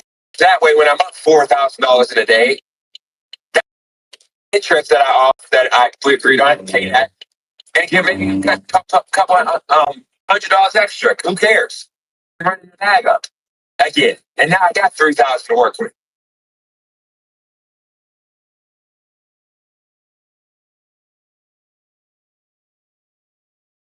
Shout out to Regis in the building. What's going on, Regis?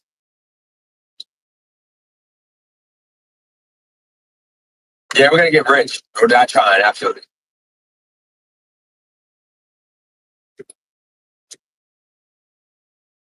I gotta go look at something. I'll be back later. Calculated Chaos Monkey LLC has left the channel.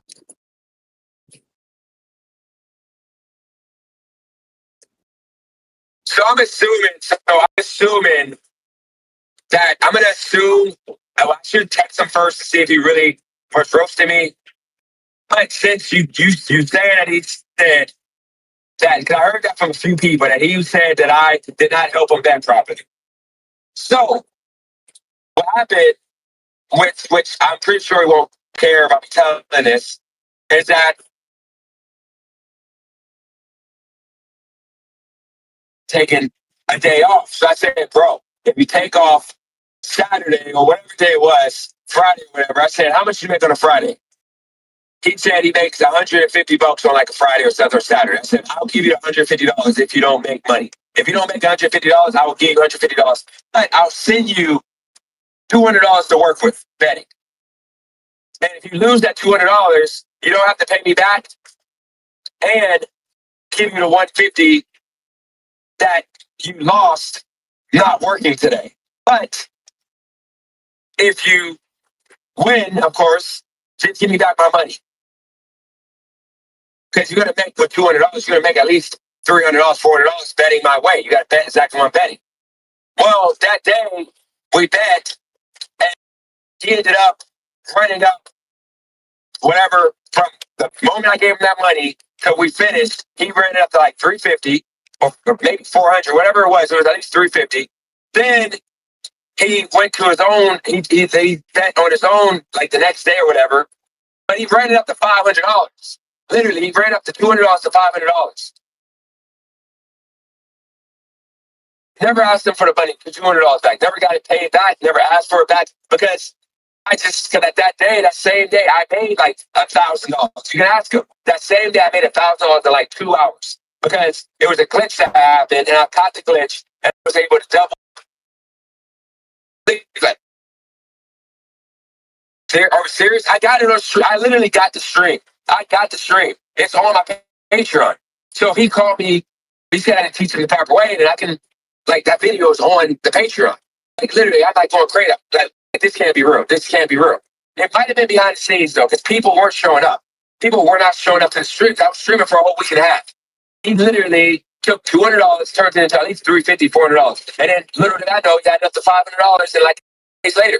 He told me he had it to $500. But then I told him I'm kind of dead jointies because I got a lot going on right now. Because I ain't gonna lie. I didn't tell him because I'm just a nice guy and I don't like to like confront people about the things I feel. But Let's see how many Pokemon cards we can buy with $100 on the whatnot. Confront people about the things I feel. Like, I gave you $200, even though I'm up $1,000 at the same day that I gave you the money. Could have gave me back $200, but you didn't give it back to me, and you made like $300 for what you said off the money. So it's like, bro, give me like something. Give me $100. Give me something back. I give you, I give you that. You don't give me none of the money back, and I didn't like. Which I'm on my medication again, so I'm speaking on this, and I'm tough enough taking the slander that he might give me if he comes in the middle of what I'm saying right now without listening to the whole context of the reason why I'm saying this right now. He never paid for the Patreon. Like he was using a free account. It's like, bro, I should have to tell you if I gave you $200 bankroll and you made, you got the $500 in like a couple days, then like, why wouldn't you at least get the $50 Patreon package or something? Give me something, tip me. But I didn't get nothing, and I didn't ask him for nothing. I told him, you don't give me nothing. But just because I'm making $500 a day, and you're seeing this, yeah, I'm making that money. It doesn't matter about what I'm making. You should still pay your dues because if I'm taking 3 hours out of my day, I can be betting about myself and focus. I'm helping you. So that's the reason why I thought, because it was only him on that stream doing it, and he never offered to pay for the membership. He never paid for membership, and he never offered any money. Nasty, because I just don't like to, I'm not a confrontational person. I didn't know how he was going to react on that because he was showing me love for YouTube, giving me game and stuff, but that game ain't really work for my YouTube because my channel's different than his, so I can't really take his, advice with that. He's not. So that's the truth for that situation. I have no ill will towards him. He knows when he becomes on this, what's up. And he can come back to the Patreon for free. It's just the fact of when I do a favor like that, you got to pay your dues because somebody did say it to me, but maybe I'm just naive for thinking this way. But I just feel like somebody gave me a free bankroll that it got lost. He didn't then give me $150 to make up for me not working. I would think to just give him the money back, even if he said, don't worry about it. Because I said that because I'm thinking, if I say don't worry about it, if he keep running it up, he'll give me the money back eventually, and then he'll give me a $50 Patreon subscription. But I didn't get nothing, so I kind of was like, bro, I'm not about to do this for free. And I didn't know how to communicate. Remember, at the time, I was a different person than I am now, and I didn't know how to communicate that to him. Like, bro, like share the wealth. Like, what are we doing here? All right, so I'm not looking at the comments. I'm gonna go all the way down.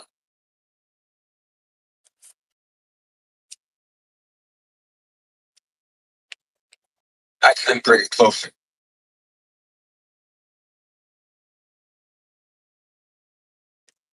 No, I definitely went to DPW. Come on, bro. Like, that guy ain't got no 1,000 below me. Come on, bro. But I'll go sit down with him too, which makes no sense because he's just he just runs with whatever anybody says. 9 too late. I don't sell a course. I got a Patreon that I may start back up if enough of y'all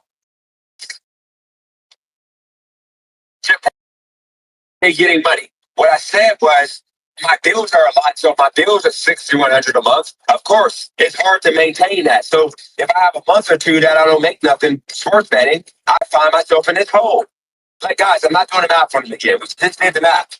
My bills in my life is $6,100 a month. So if I am just doing a job all day to make $4,000, it's still $2,000 short. So if I didn't bet for 2 months, then that means I'm $4,000 short. So that means when I did bet the other a month ago and made $4,000, that money went to catch it up. That's the point. And I'm not breaking money down here. Appreciate that, track.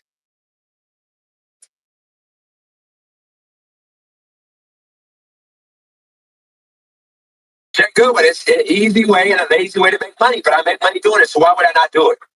Like, why would I not do it if it's easy and a good way to make money?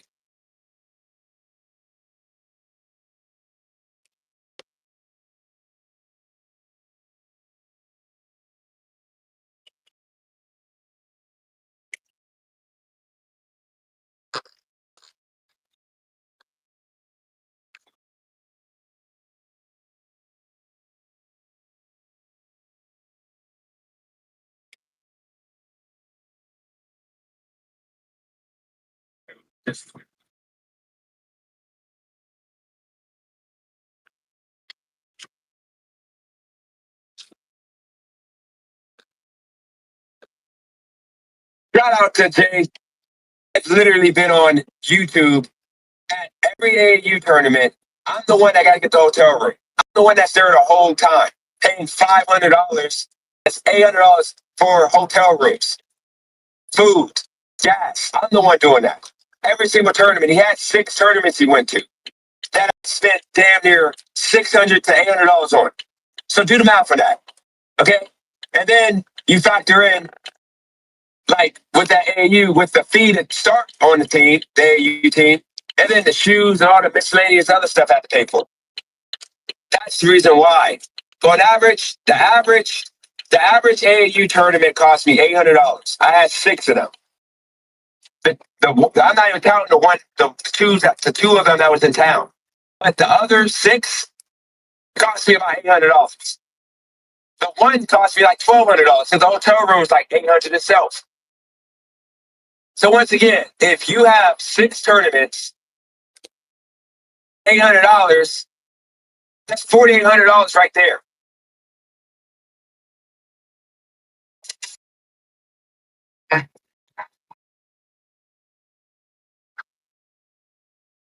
The only dark card I have. But today, I'm going to be going for one of these big boys. And 3, 2, 1.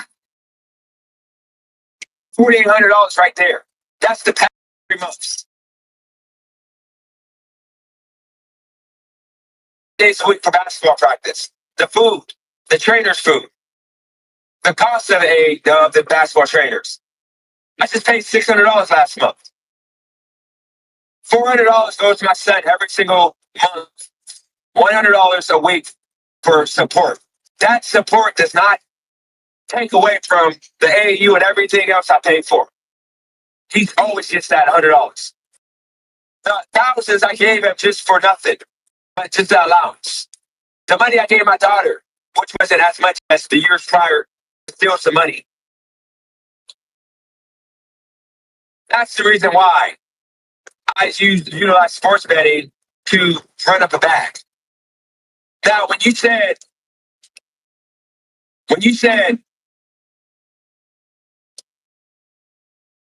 losing money sports betting, where you are one of the most retarded dudes on my channel.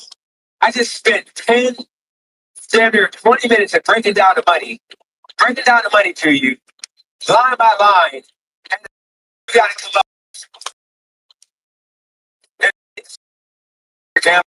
When I literally just broke down the money, where do I get money to gamble? If I just lose all my money, where am I? If I have not paid more than $2,500 the past damn near year, I lost a job at FedEx I was making after taxes, was taking out like $790 a week at FedEx. I was making about $800 a month at FedEx. $3,200 a month for about 5. Other than that, with T-Move's job for 3 months, I was making what? Like $2,000 a month with T-Move? Where am I getting this money to gamble at? Golly, give me money to just gamble. Golly girl ain't giving me. Golly girl ain't handing me.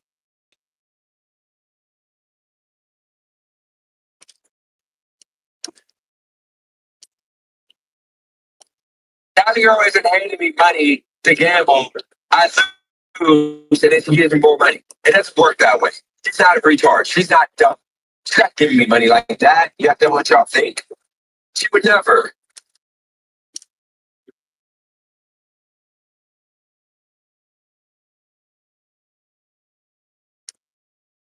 Oh.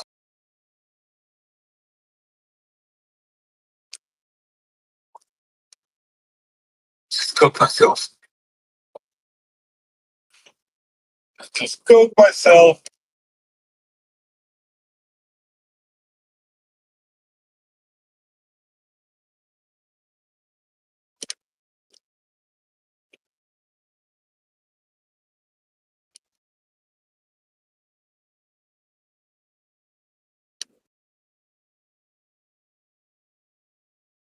Yeah, she would never.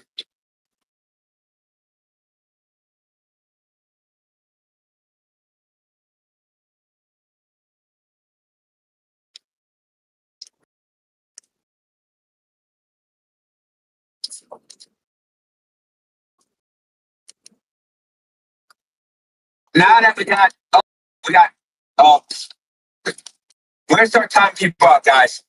These people just asked me why don't I have the money that I just said I don't have. They just asked me that.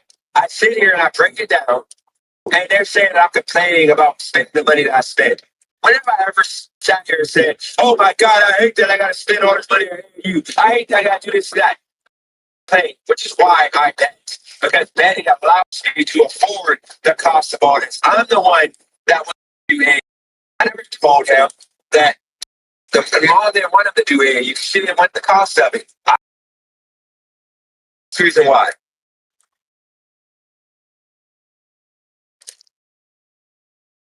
Yeah, Jake stinks.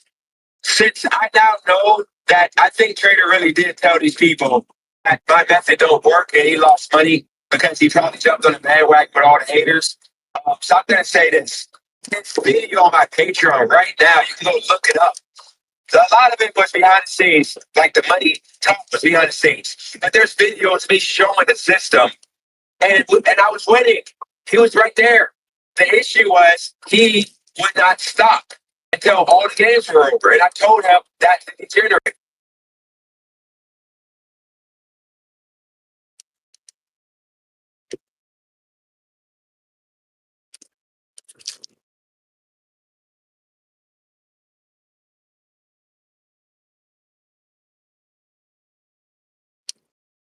If anyone in this room found out what I was, I wouldn't make it out alive.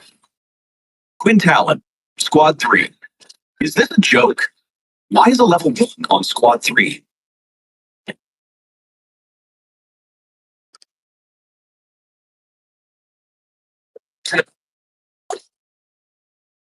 If I allow this dude to come up, keep it respect.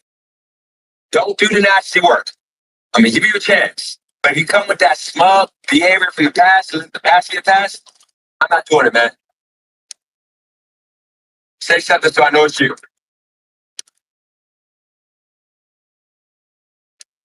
You there?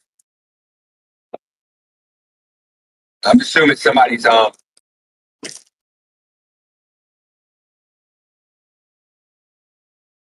assuming this is not you.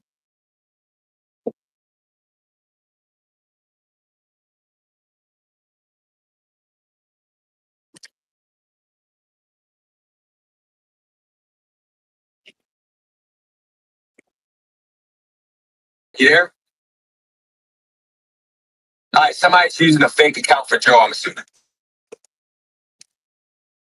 So somebody with Joe's name, I'm assuming they're trying to like come on and like flash or something maybe because I'm not putting you on a screen. I got it on just me for now until I know it's really you. So I guess that person was trying to like troll.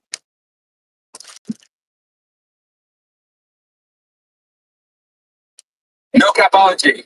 That's the capology. How hard is it to understand that? You know, bro, I'm gonna just do this job. This is a pretty good, fun, little easy job. I'm gonna do this job, and I'm gonna offer with sports betting. That's that hard. But before I was only sports betting because there was a lot of sports betting to do, and I made a whole lot of money sports betting. That's the point. I live up, dude. I was making minimum of $6,100 every month sports betting. That's the reason why I sports betting. Where do you guys see anything about losing at? That's the reason why I get frustrated and the reason why I go in. Because of the fact y'all think that I'm just out here, losing money. How would I possibly lose money if I just broke all my bills down? I broke everything down to you. Everything I said, you witnessed. You see where I live at? I got dogs that everybody knows where I live at, knows how much my rent is. Insurance costs. How am I able to pay bills? Trader thing, I'm not going to go to it. I got to hear from Trader's mouth that I made him look. Because all I know is we did a whole week, and every single day we were on there, we made money. Easy money. And I made it within an hour or two. The problem was he wanted to be on me for 4 or 5 hours betting. And I couldn't do that because I told him that makes me a degenerate, and I don't want him to be a degenerate. I'm not a degenerate, and I'm not going to be sitting here. Calculated Chaos Monkey LLC has joined the channel. That's a degenerate. When you're sitting there, I see that guy. I sit there at the sports book all day, my fingers. Man, I'm up like $1,000. I'm sitting there, like my fingers still trying to make my money. Bro, hey, I made my money. Just, go enjoy a company with somebody. Like, I literally got it on its Patreon. I showed how to do it, and I made money on it. And I had a YouTube video that they struck. I had to take it down. Literally made like $1,000 on YouTube stream. These people are just too emotional to even fucking bet, man. Like, dude, you realize 3 years ago I got a YouTube video I'm gonna put back up when I made that $25,000. I literally was on stream and I made like $4,000 on stream in like 4 hours. Like, I got everything that I say. I have proof in my phone or on YouTube already. I literally put it all on YouTube. No cap. See, one last time, actually, I'm gonna just chuck some at the like and go wait for like half an hour. No cap. Bro, you really ain't gonna let me over. You really ain't, you fat piece of garbage. You really ain't gonna let me over. No cap. Dude, if I just gave y'all my expenses to deal with on a month-to-month basis, I just gave you that. We got that. That's clear. So I just gave you that and just told you that I make. I gotta download his video and just run it with AI and see how off he is with the math. He was sports betting.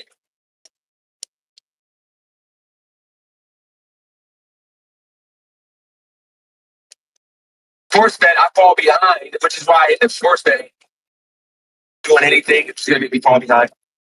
Like why?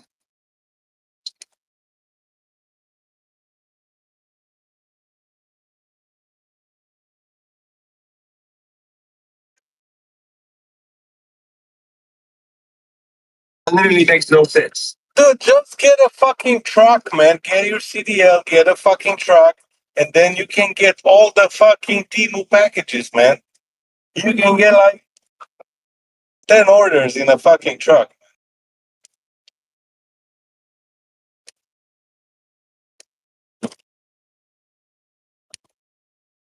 All right, guys, I gotta turn up.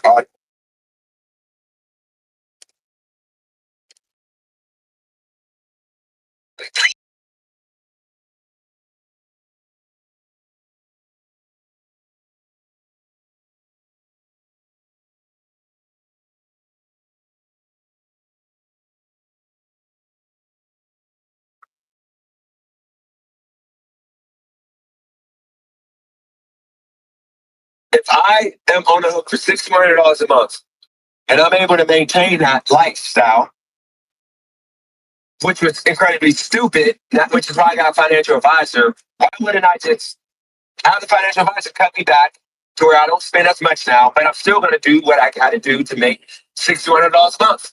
But once again, I would never make that at a job with my skill set. So Calculated Chaos Monkey LLC has left the channel. And I'm losing money sports betting. There's no way for me to change your mind.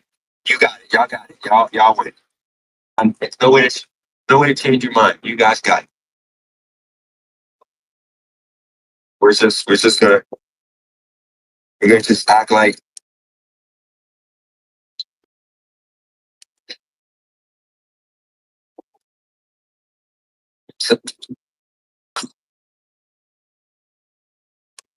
somebody said I had nothing to show for. Or obviously.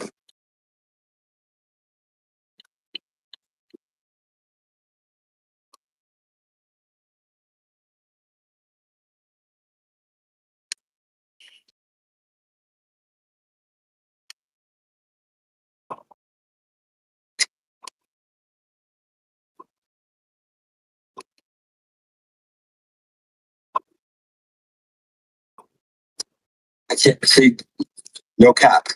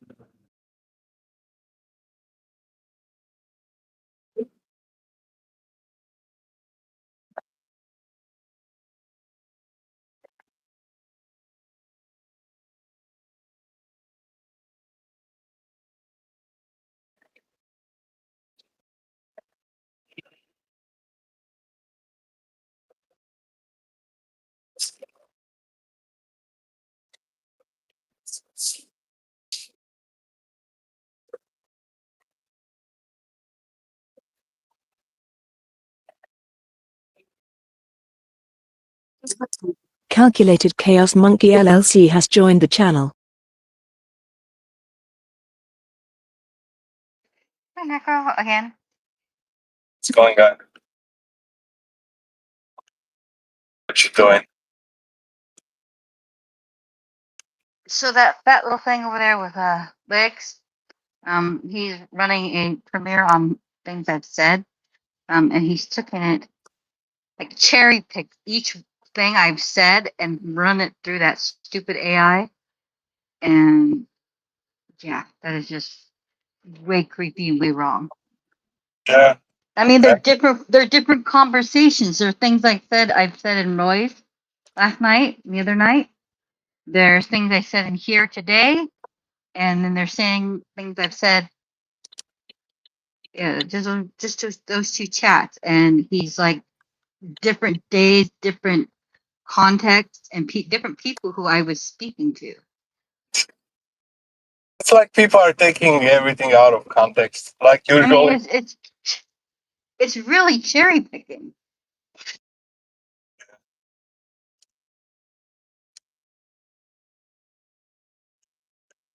Mr. Flex crazy with his robot.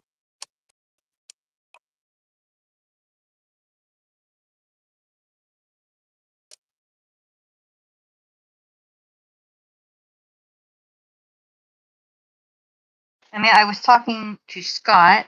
I was talking to Roy about Pedro, and I was talking to Cherry on Roy's, and I was talking to Roy about his videos, and these are the clips that he's used to make up this AI about.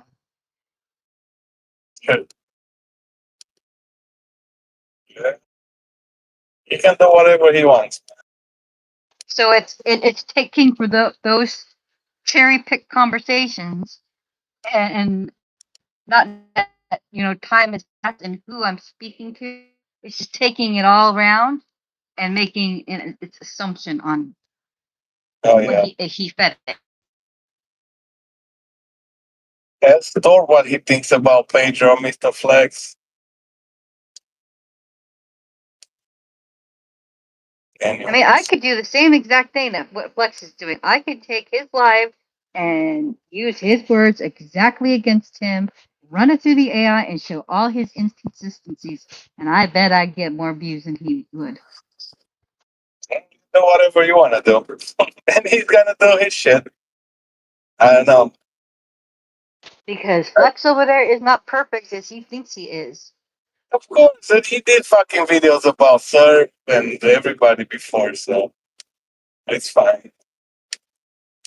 I mean, all the inconsistent crap he says over there. Oh my gosh, I would have content for days. Yeah, that's why he got a new channel now. He's starting again. We'll see how long that shit will last. Like Oh, that thing's going down. It's going down. It's going to go down. That's what I'm saying. It's just a matter of time until Mr. Flex will say some stupid shit.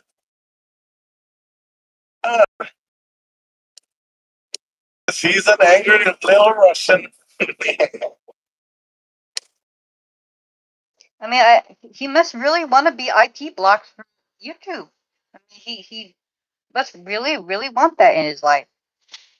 He will never stop. He'll go on Rumble the same shit. Oh, the Rumble thing. Who cares about Rumble? People go there to die. He could stay on his Rumble. Yeah. That's where failed YouTubers go to die, is Rumble. Yeah. And that's exactly what he is. So he could stay on his Rumble. I won't touch his Rumble. I don't care. He can make videos about me. But I think the only thing he's called you is Snake Row. yeah, he made that fucking shirt about me. Never mind. Oh, and that you don't know And how then to he run your likes the channel. thumbnail that I'm doing. That's fucking awkward. That you don't know how to run your channel. You let us run your channel. You're not a man because you don't let us run. That you don't control your channel. Yeah, I heard it all. Like how I'm not taking care of my channel when my channel never been taken down. All that shit when I lost monetization, it was because of me and I made AI fucking shorts or whatever. Like, but you know, like I know when I messed up. Like I got it. You know, it was me. I gotta stop doing that. And now I'm back on my fucking track. It is what it is, you know. Everybody got their fucking monetization taken away from them. Like, if you're doing this shit, I mean, you know, sometimes you're doing something wrong. You don't know. They're like, oh shit. But never got my channel like they took off from fucking YouTube. Like, deleted, fucking erased on the face of the YouTube. Like, what the fuck? I just don't understand. How many times do I have to say, I am not perfect? Yes, I contradict myself all the time. Yes, I say stupid stuff all the time. That is just me. That is my personality. I know it. I never claim to be perfect. I never claim to be anything special. I don't know what he's doing over there. Oh, without, like, if you're not saying nothing, he will have no fucking content. So, Maybe that's what he wants. yeah, maybe. But the way you said it and the way he did his videos before and, like, not even trying to understand what the AI is putting together is just fucked up. Like, you gotta watch your shit, man. Like, fuck, you're creating something. I mean, what he's doing right now is not factual. It's misinformation because it is cherry picked information. And I could go right now and I could flag him down for misinformation. Yeah. Because he's taking whatever he wants. People, oh, I like that comment. I'm gonna take it out of context. That's what Dino did with fucking JK. JK said that shit. Oh, they're monitoring you and shit like that. Who's monitoring me? I mean, so far I have left his channel alone. I haven't really flagged much. But I can get myself and some others to flag that sucker down with misinformation. It's not hard. Yeah.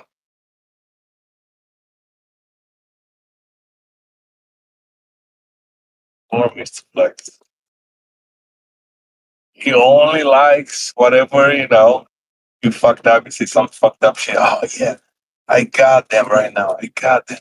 They said this, they said that. Okay. But you didn't listen to all of it, so you're just like, yeah, cherry picking, like you said. Only what works for me. That's what it is. So It's not working for me.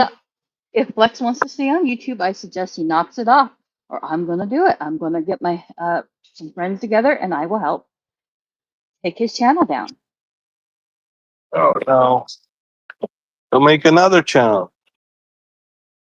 He's And at then the third I'll nail channel. that channel.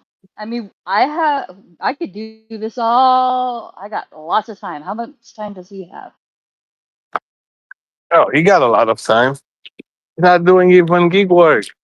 Well, then I guess we're gonna be doing this till the day he dies, 321. Good. This house got no which will numbers. be a lot sooner for him than me. By the way he eats, oh my gosh, piglet and a half.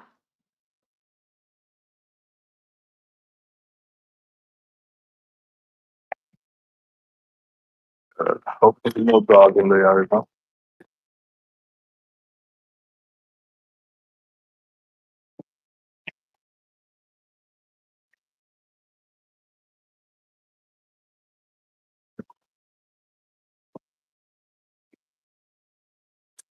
Obviously, all the gig workers, they got a lot of time.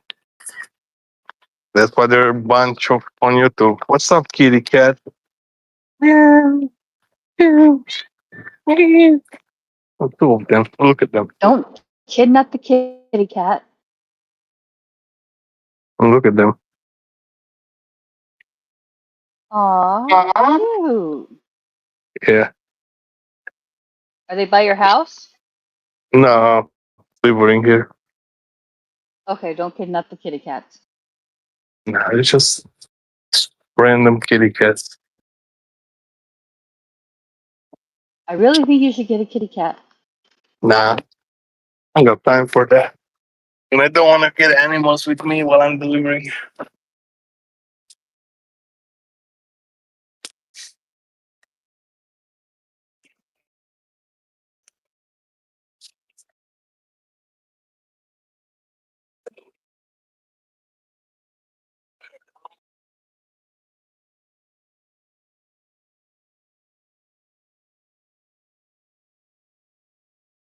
I got the wrong denim. These people sent me the wrong denim. Damn it. Sir Flex will never stop.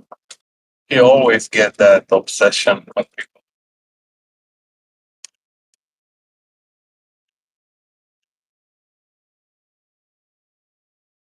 It's so important, whatever you're saying. I think I still have some of his old stuff that from his old channels that got taken down. I don't think I ever deleted them. They're somewhere. They're on Rumble, all of them. No, I got the other ones. His stopped at a certain point, but I got the others. Oh.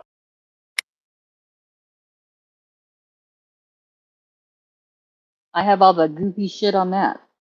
Just keep going at Tammy and all that shit because of GLM. He's the protector. They got a bunch. They're like a bunch of protecting motherfuckers, man. I'm protecting this. I'm protecting that. They got a bunch of shit like that.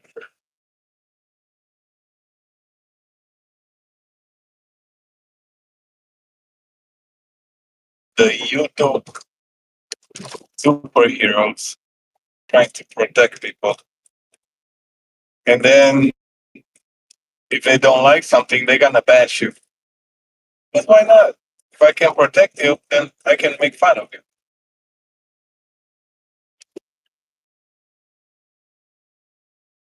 I think nobody needs fucking protection from Mr. Flex, dude. Only Dino, maybe. Just saying. And he's the one with the protective orders against him. Same. I mean, you gotta be pretty bad to get protective orders on you. Not one, but many. It's crazy.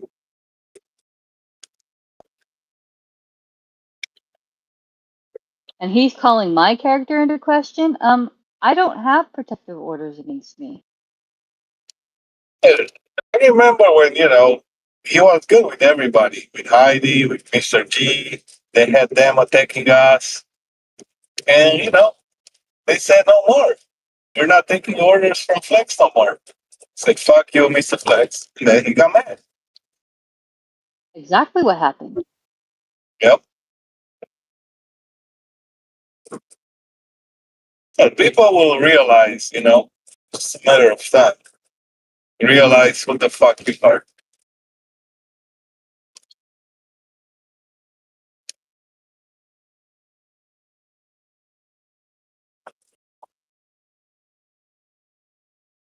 It's a fucking headache or some shit, man. Since last night, I don't know. Had too much fucking ice cream. I felt like sick.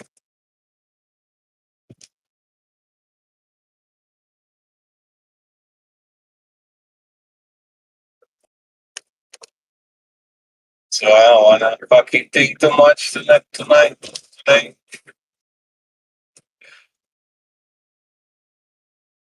I really don't care, man. He can do what the fuck he wants.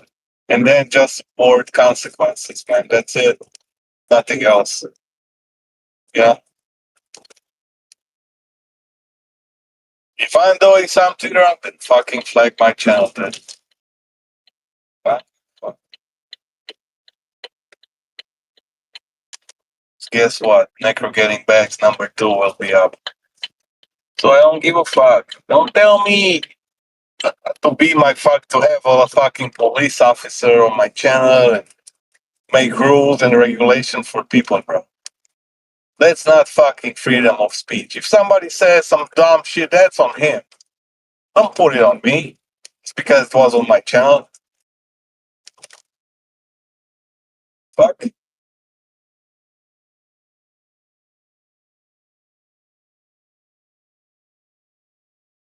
Thanks God I'm not doing StreamYard and I don't get the weird shit people anymore.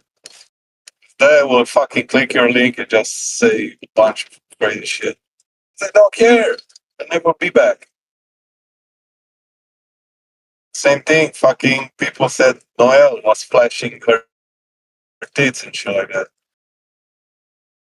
And I believe that. I don't want her again on my channel. You know? I'm fine with that. I don't want fucking people getting mad and fucking flashing their shit, flashing their meat, man.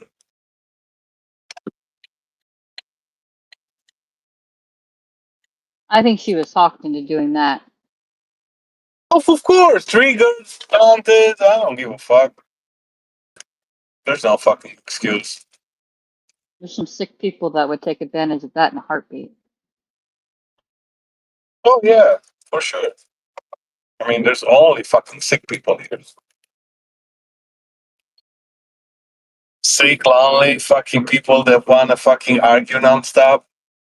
I was listening yesterday to a stream between like two black people, and they're just comparing themselves like, oh, I'm better than you because there was one dude from Jamaica, right? And he's like, yeah, I'm Jamaican, whatever. And he said, yo, I got money, and this guy was like, oh, I got, like they're just bragging about it, and then comes down to like how tall they are and shit like that. Like, dude, like you guys comparing everything, so who got the most? Like, fuck, we're just fucking retarded, man. Who cares? The fuck cares? The guy saying like he got like 8 houses in Jamaica, right? And then he got like 3, 4 houses here. I'm like, crazy people, dude. And he was saying Jamaica is not that bad. Like people are making it on the DP and shit like that. It's just crazy. All right. Hopefully no dogs.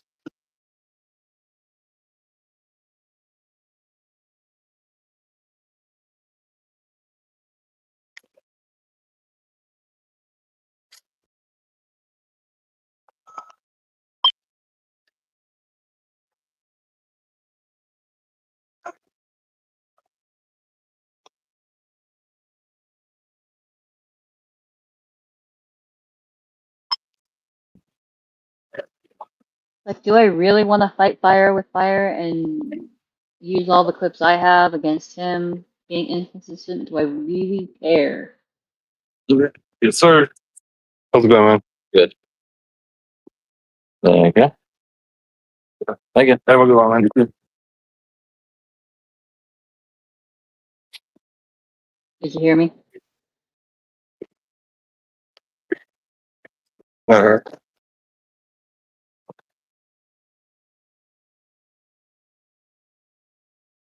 I mean, is it really that important? I mean, who's gonna see it? Maybe a few? What are you saying? Because I was fucking talking to. Oh, I said I could do the same thing that he's doing to me using his AI, use the AI against him and stuff, and use clips against him being inconsistent. But is it really that worth it? Because surely he's going to see it. Only a few people.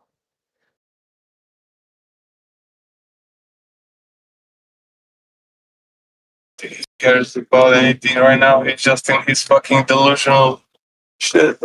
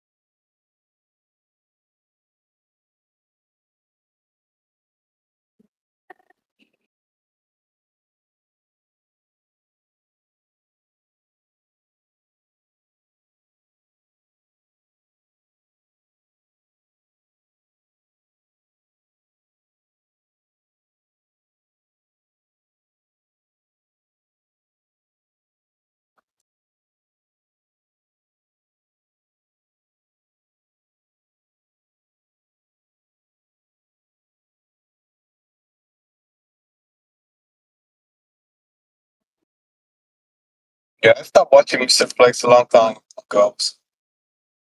I know.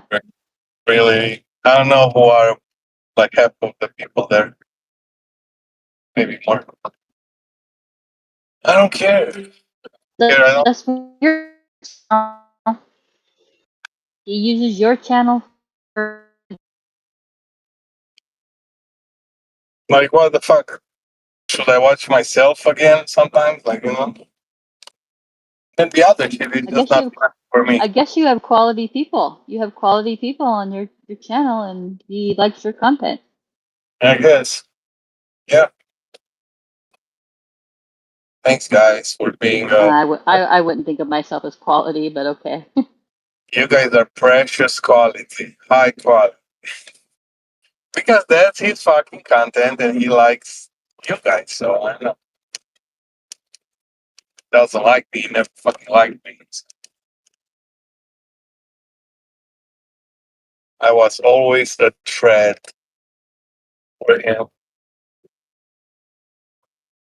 Fucking necro stole my love.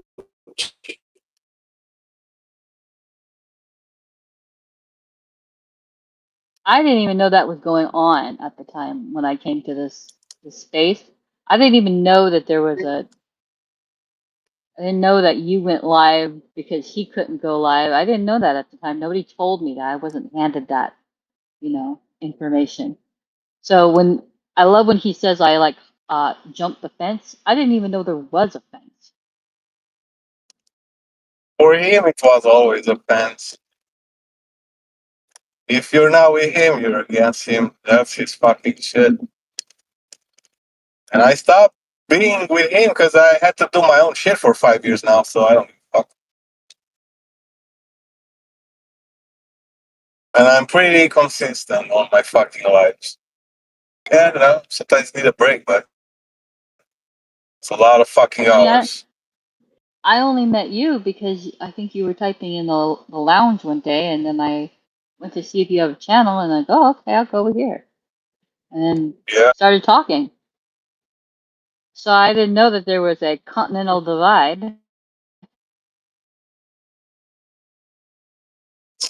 And, you know, some people will always believe their sides. And they make it sound that way when they're talking. I mean, I just like it.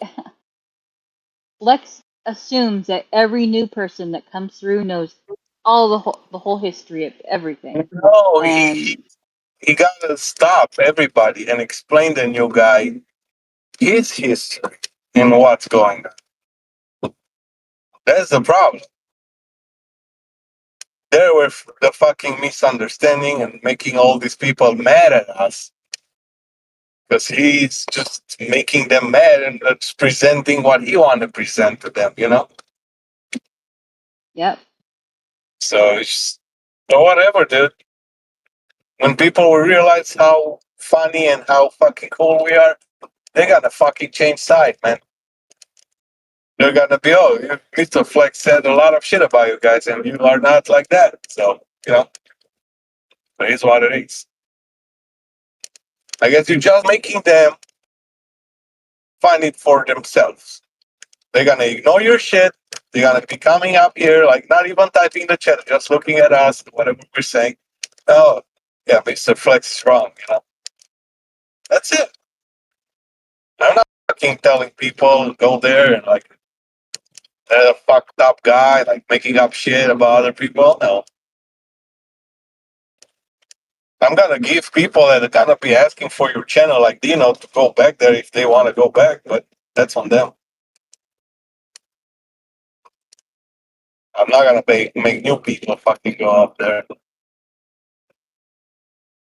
Well, it's hard to catch new people because they're so rich of a. It's gone on so long, like years, that it would be impossible for them to catch up now at this point.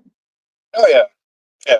Because a bunch of people came like 2, 3, 4 years ago, and we're doing this shit for like a while. Yeah, it's just you're just if you're in the middle, then yeah, it is what it is. And the original stuff has gone down like many times. So they can't go back and go look at it because it's gone. So I feel sorry for the new people. It's just gone because of the fucking poor management, you know? Exactly. And then he's telling us and other people like what they should do, like Eli, you know, how to run their channel. Like, Maybe that's why he wanted it to go down so much, so he can control the narrative.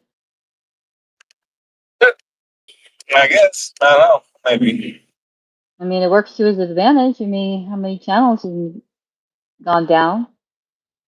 He's Each always time the nice guy. archaeology has gone away, so he gets to control the narrative. Yep.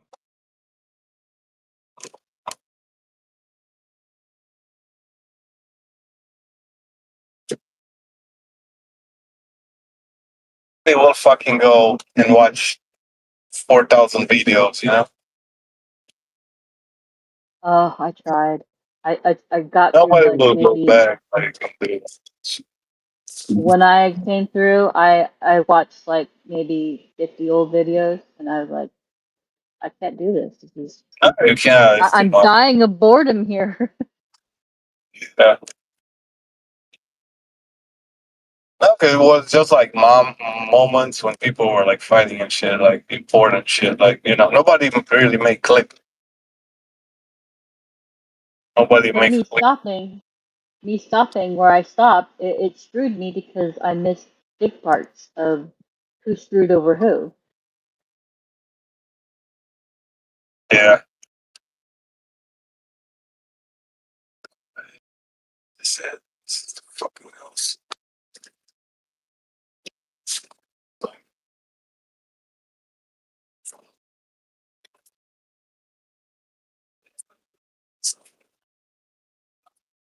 And you can't be a fence rider here. It's hard. It's damn near hard.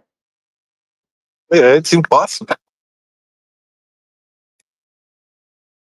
And that's why I once I went through that with Flex and Roy, I was like, I ain't doing this again.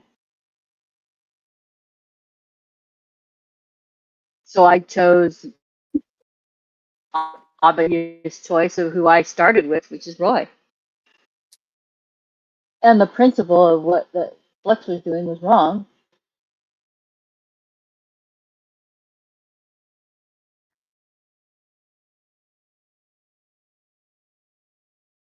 And since that day, he's been on my ass. Flex has been on my ass nonstop. And because you left him, and Bobby left him, Cherry left him, and everybody left him alone. The supper. And yes, I did say I was gonna, be Switzerland, and you can't be Switzerland in this group of people. You just can't. There's so much going on, so much back and forth that it's damn near impossible to ride that fence.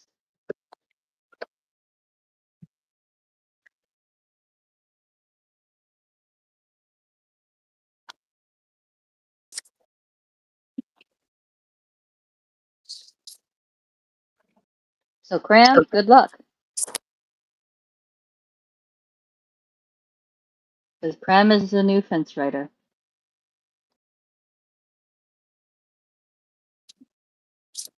And he's going to find out what a sucky position that is. Doggy.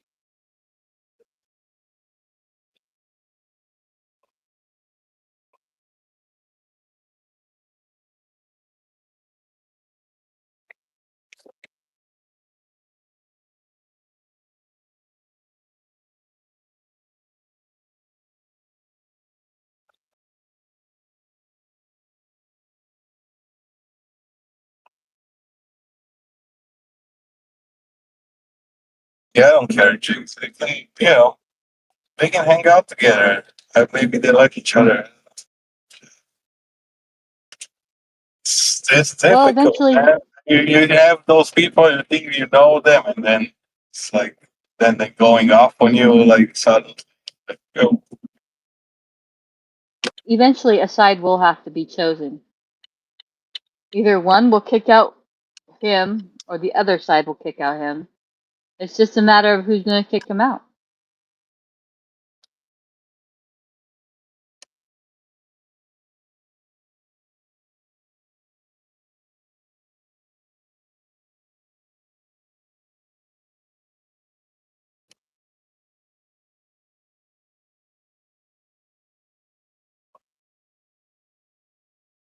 But I do not envy the spot he's in. Not at all.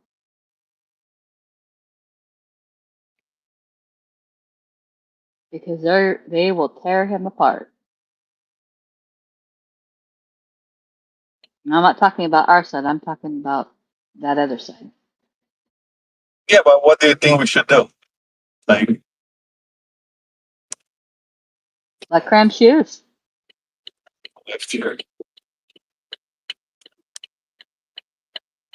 Okay, what do you think we should do? Something, we're gonna let him do whatever he gotta do, and then it's just looking stupid on him, like all that shit. Because I remember every time fucking Cherry was going after somebody and doing all his shit, it was fucking so fucking bad. Like nobody wanna hear it, It's the same thing what Mr. Flake's trying to do now. Like, nobody wanna hear that shit. Like, he's doing it because he got nothing else to do. Just a bored little monkey.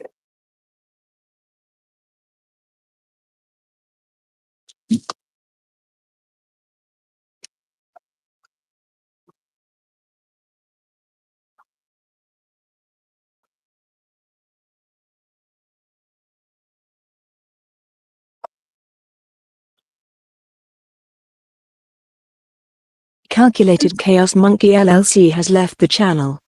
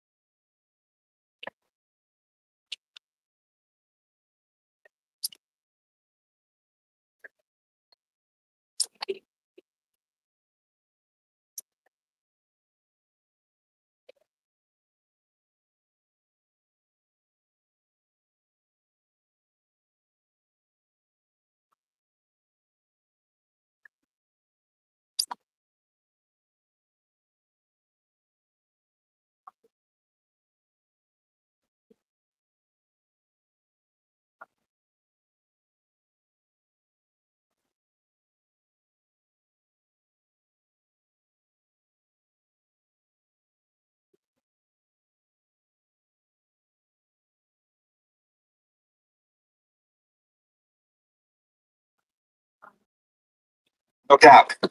This is the point I'm trying to make, no cap.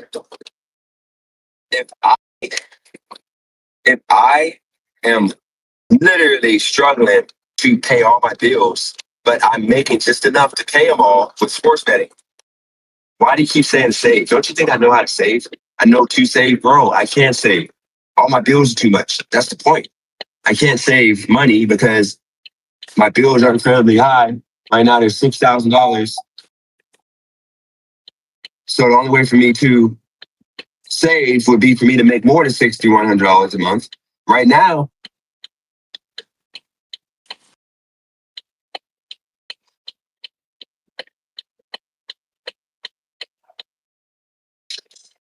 Whatnot is a live streaming platform where you guys can buy, sell, auction, giveaways, all your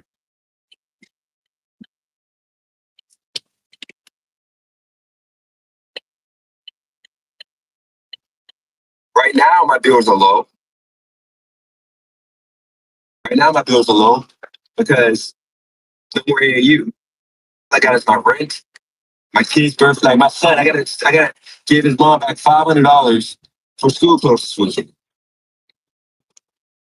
Top of, I gotta get my kids gifts. Usually I give them $500 each, but they know that ain't happening this year. That's, I mean, it's get close to that, but it ain't gonna be that much.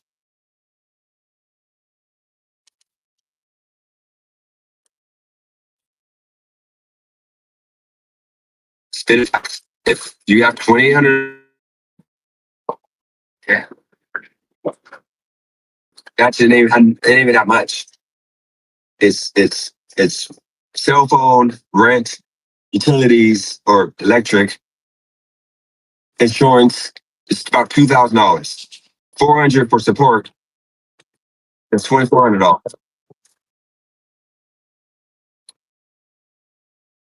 Then I have gas, which is usually about personally $400. That takes $2,800. And then we have our food, which is usually $1,000 a month, $3,800. Then now, because I don't have AAU, that extra $2,100 that I was spending in gas and hotels and all that for the month and trainer fees and all of that, I don't have that now. That's the reason why I'm saying I'm happy if my bills ain't gonna be that much.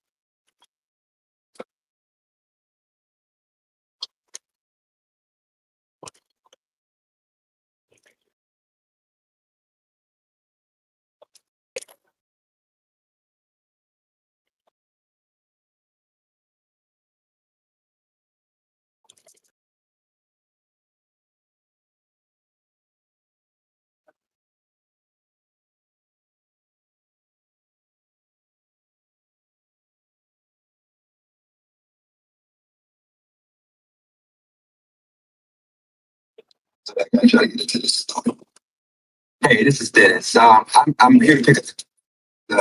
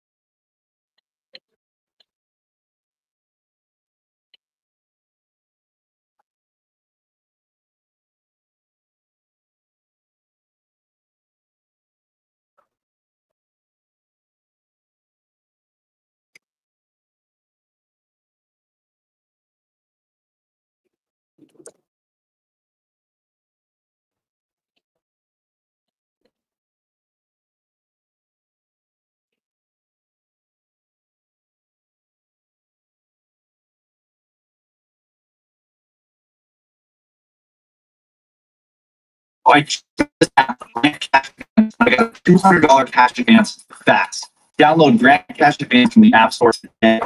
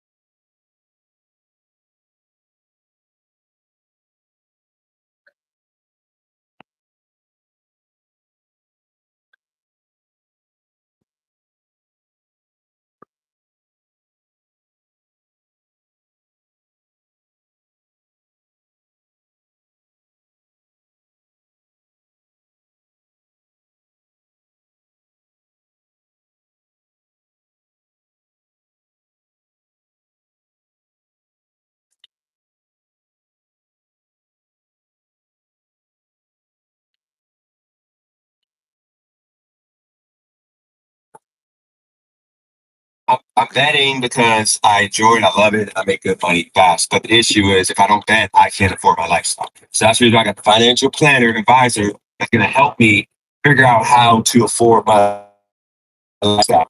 You know, like I cut back on a lot of stuff. Right now, I don't cut back. I just go. So I'm going to figure that out. So that way we're good, not broke. That's it. But that's the point. I got it bad to. Uh, no, it's insulting for T-Bone. He called me Dusty. The way he looks, it's just insulting. I can't deal with that. I can't do that. Like that guy calling me Dusty. And you know what's crazy? As you see that comment, give me something to talk about for a minute. He was saying you're a grown man. So like grown man, like like this is so crazy.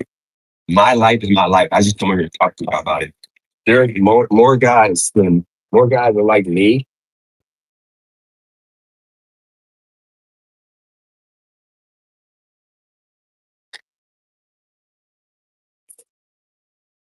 More guys than-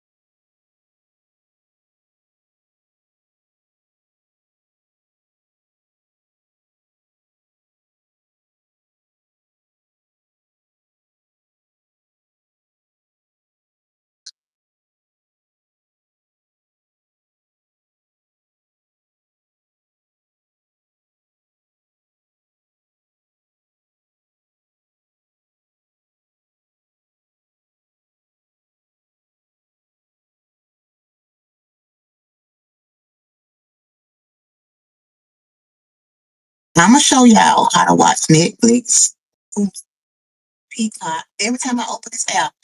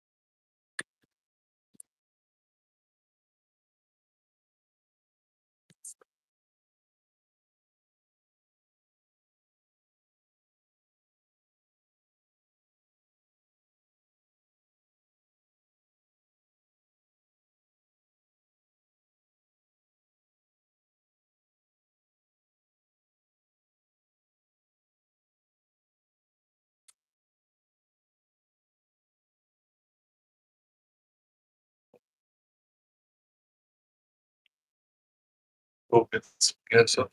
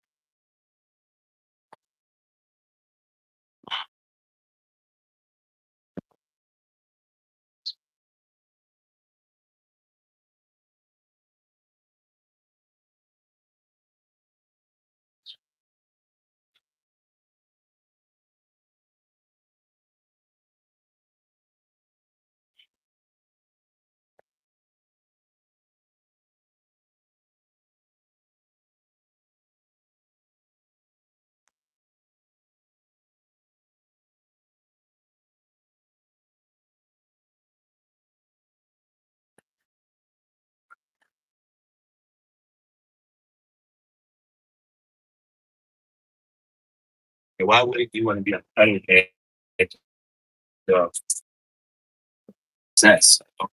It's pushing things.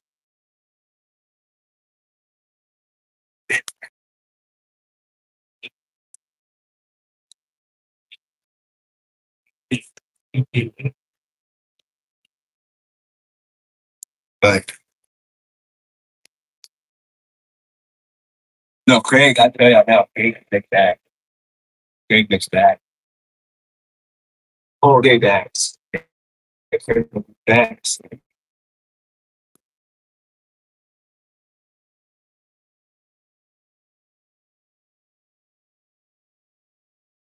He got out of his top season.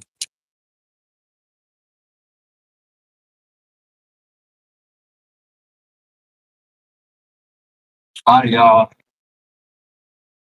really don't want to be here. You just can't stop.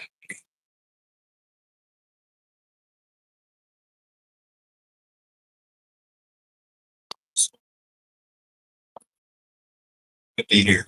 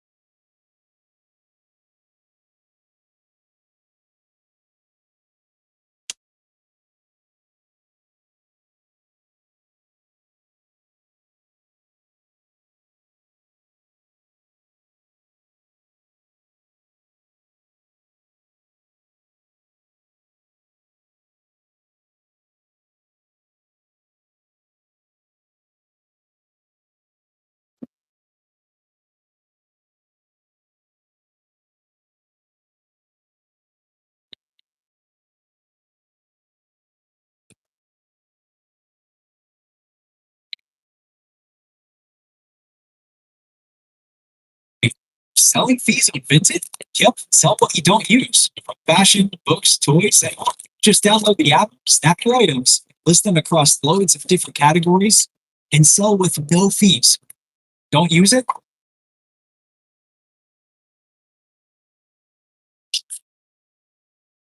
For the first time, he's going to talk about the prettiest and most powerful girls possibly going on.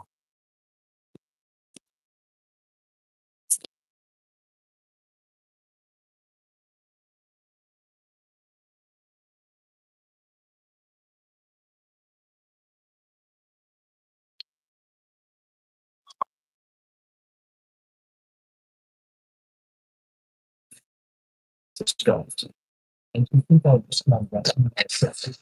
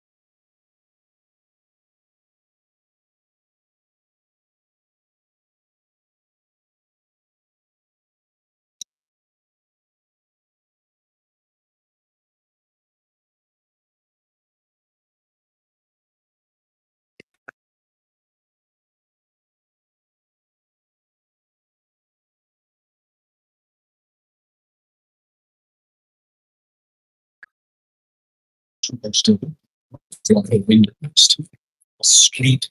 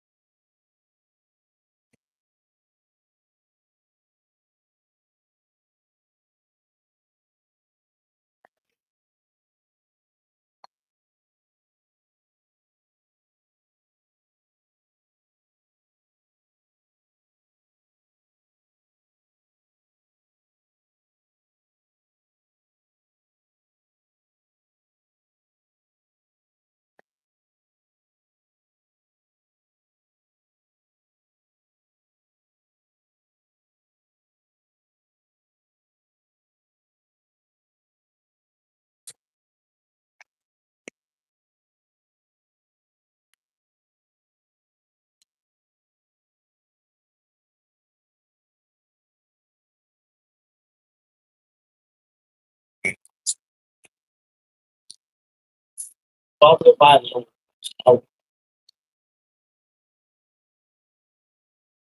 man. Why?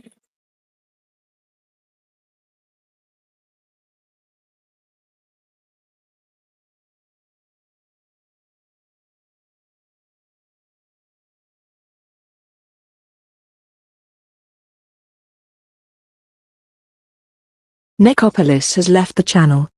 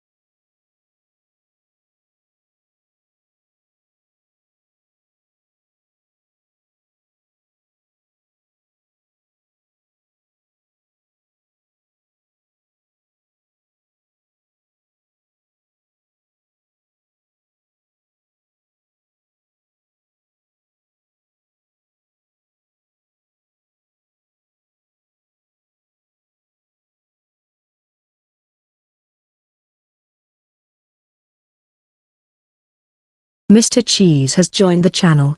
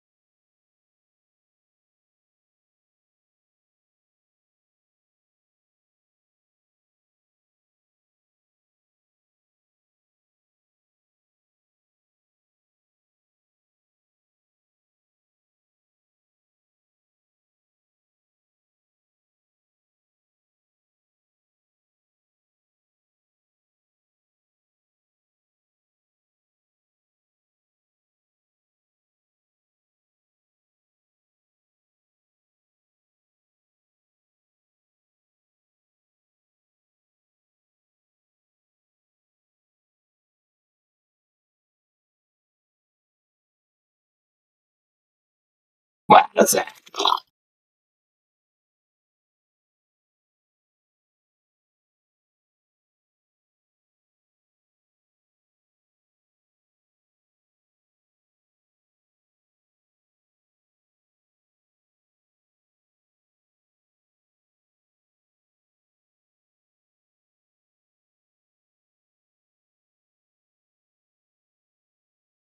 Mr. Cheese has left the channel.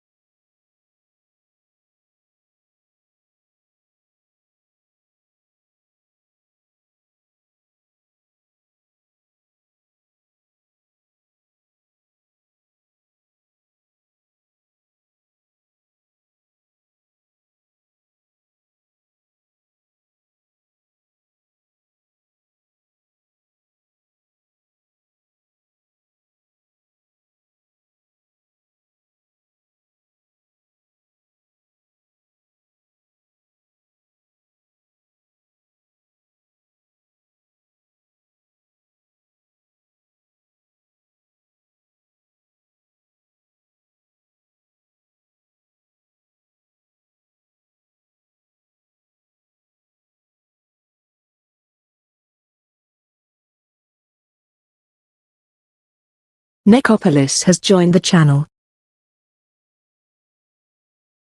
So different than like the average person that wants to work out. Like I don't get to do that, you know, even though it's cool or you look cool or you put on a certain amount of muscle, whatever.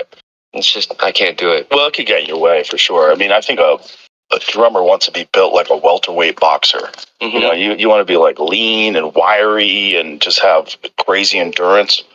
And if you just get an intelligent trainer, they understand what you're trying to achieve. They could achieve both goals. Like you can strengthen things so that you don't get injured in jiu-jitsu if you want to do jiu-jitsu, but not overwhelm you with mass. Yeah. You know? Yeah. Figured out like there's definitely certain exercises I could do once I start training jiu-jitsu again to make sure my legs are cool. Well, a lot of like really elite jiu-jitsu guys are not bulky at all. There's a lot of like really thin guys that are like very, very high level, especially because there's weight classes. And, you know, what's really important is technique. You know, what's tricky is the hands too, like not crushing my hand and making sure I'm always like gripping properly and not leaving my fingers out. Or oh, yeah. This episode is sponsored by BetterHelp. You've probably heard about BetterHelp before, but maybe you haven't heard from those who have actually used BetterHelp. That feedback can tell you everything you need to know. Go to betterhelp.com/spastic. Anybody that's just like, that doesn't have controlled energy. Tommy Lee Jr. has left the channel. Tommy Lee Jr. has joined the channel. Rolling with a black belt, it's very controlled. Like, we both know what we're doing. So everyone's like moving at a very controlled pace. You very rarely get injured. When you get injured is when you're rolling with like some young blue belt who's on steroids, who's fucking jacked out of his mind. He's trying to choke you out and he's just amped. Yeah, wants to choke out Travis Parker. Yeah, exactly. Dude, I've been that. I was at a UFC gym. I forget where I was. I was somewhere on tour. And he's like, okay, let's spar a little bit. We're supposed to be doing light sparring, whatever. Just kickboxing, boxing. And he does a spinning back fist. And I'm like, oh my gosh. I have a show in 45 minutes, man. Like, chill, you know? You can't be getting concussed 45 minutes before. But I do love it. Very hard to control, too. Yeah. Once you start that rotation and that spin, that arm's going around. I was almost donezo. Yeah. My son was there. He's like, oh. I was like, yeah, it probably wasn't good. But yeah, but training is, it's so awesome. It's great for getting rid of aggression too. Like, it cleans your mind up. It makes you relaxed. For sure. And it humbles you, I think. Oh, yeah. I feel like everyone should train, or at least do it at some point in their life, because it humbles you. And I feel like there'll be a lot less like hotheads or testosterone out there. You know what I mean? 100%. Jiu-jitsu people are some of the most laid back and chill people that can kill you that you'll ever meet. Yeah, totally. Most of them are like very easygoing, really kind and very relaxed. And I feel like it's something you can do even as you age. Oh, 100%. You know? Yeah. As long as you're training with good, smart people. Yeah. You know, that's the thing. You got to pick your training partners wisely, because that's what gets you injured is spastics. People that freak out. And, you know, I used to be a spastic. I get it. You know, when I was young, when I was first starting out, I was very aggressive and trying to just force everything. You do everything fast. But then one day you'll train with someone like Jean-Jacques, and Jean-Jacques he never explodes. He's never out of balance. He's never out of position. Everything's just smooth and effortless. And he's talking to you like while he's rolling, jogging, look out for your arm, jogging. He's like, he's having fun. Good. Yeah. And it's an art. It really is, especially when it's done well, like the way Jean-Jacques can do it. It's like, it is an art. It's beautiful to watch. You watch someone with a beautiful guard pass and then nail a triangle, and it's like, oh my God, it's beautiful. Yeah. And I think I'd done it in the past, and it was a lot of fun, and it was almost like chess up here. Mm-hmm. But I didn't feel like it was much of a workout. Whereas with him, it's like 2 hours. He's making it like a show.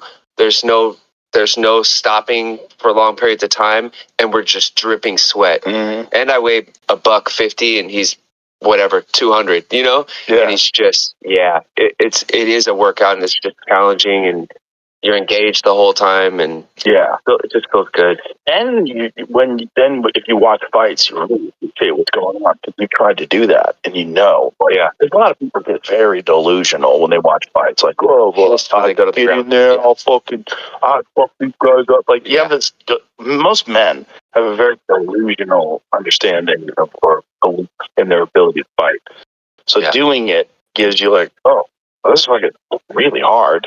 And then you watch people at an elite level. You know, you watch Sugar Sean O'Malley or something like that, and they're like, oh, fuck, that's hard to do what he just did. That's crazy. Yeah. It like gives you a real true appreciation of the amount of effort and the amount of discipline and intensity this guy's put in over years and years and years to achieve this level when you're watching something spectacular in front of 15,000 people and millions of people on television. I can imagine.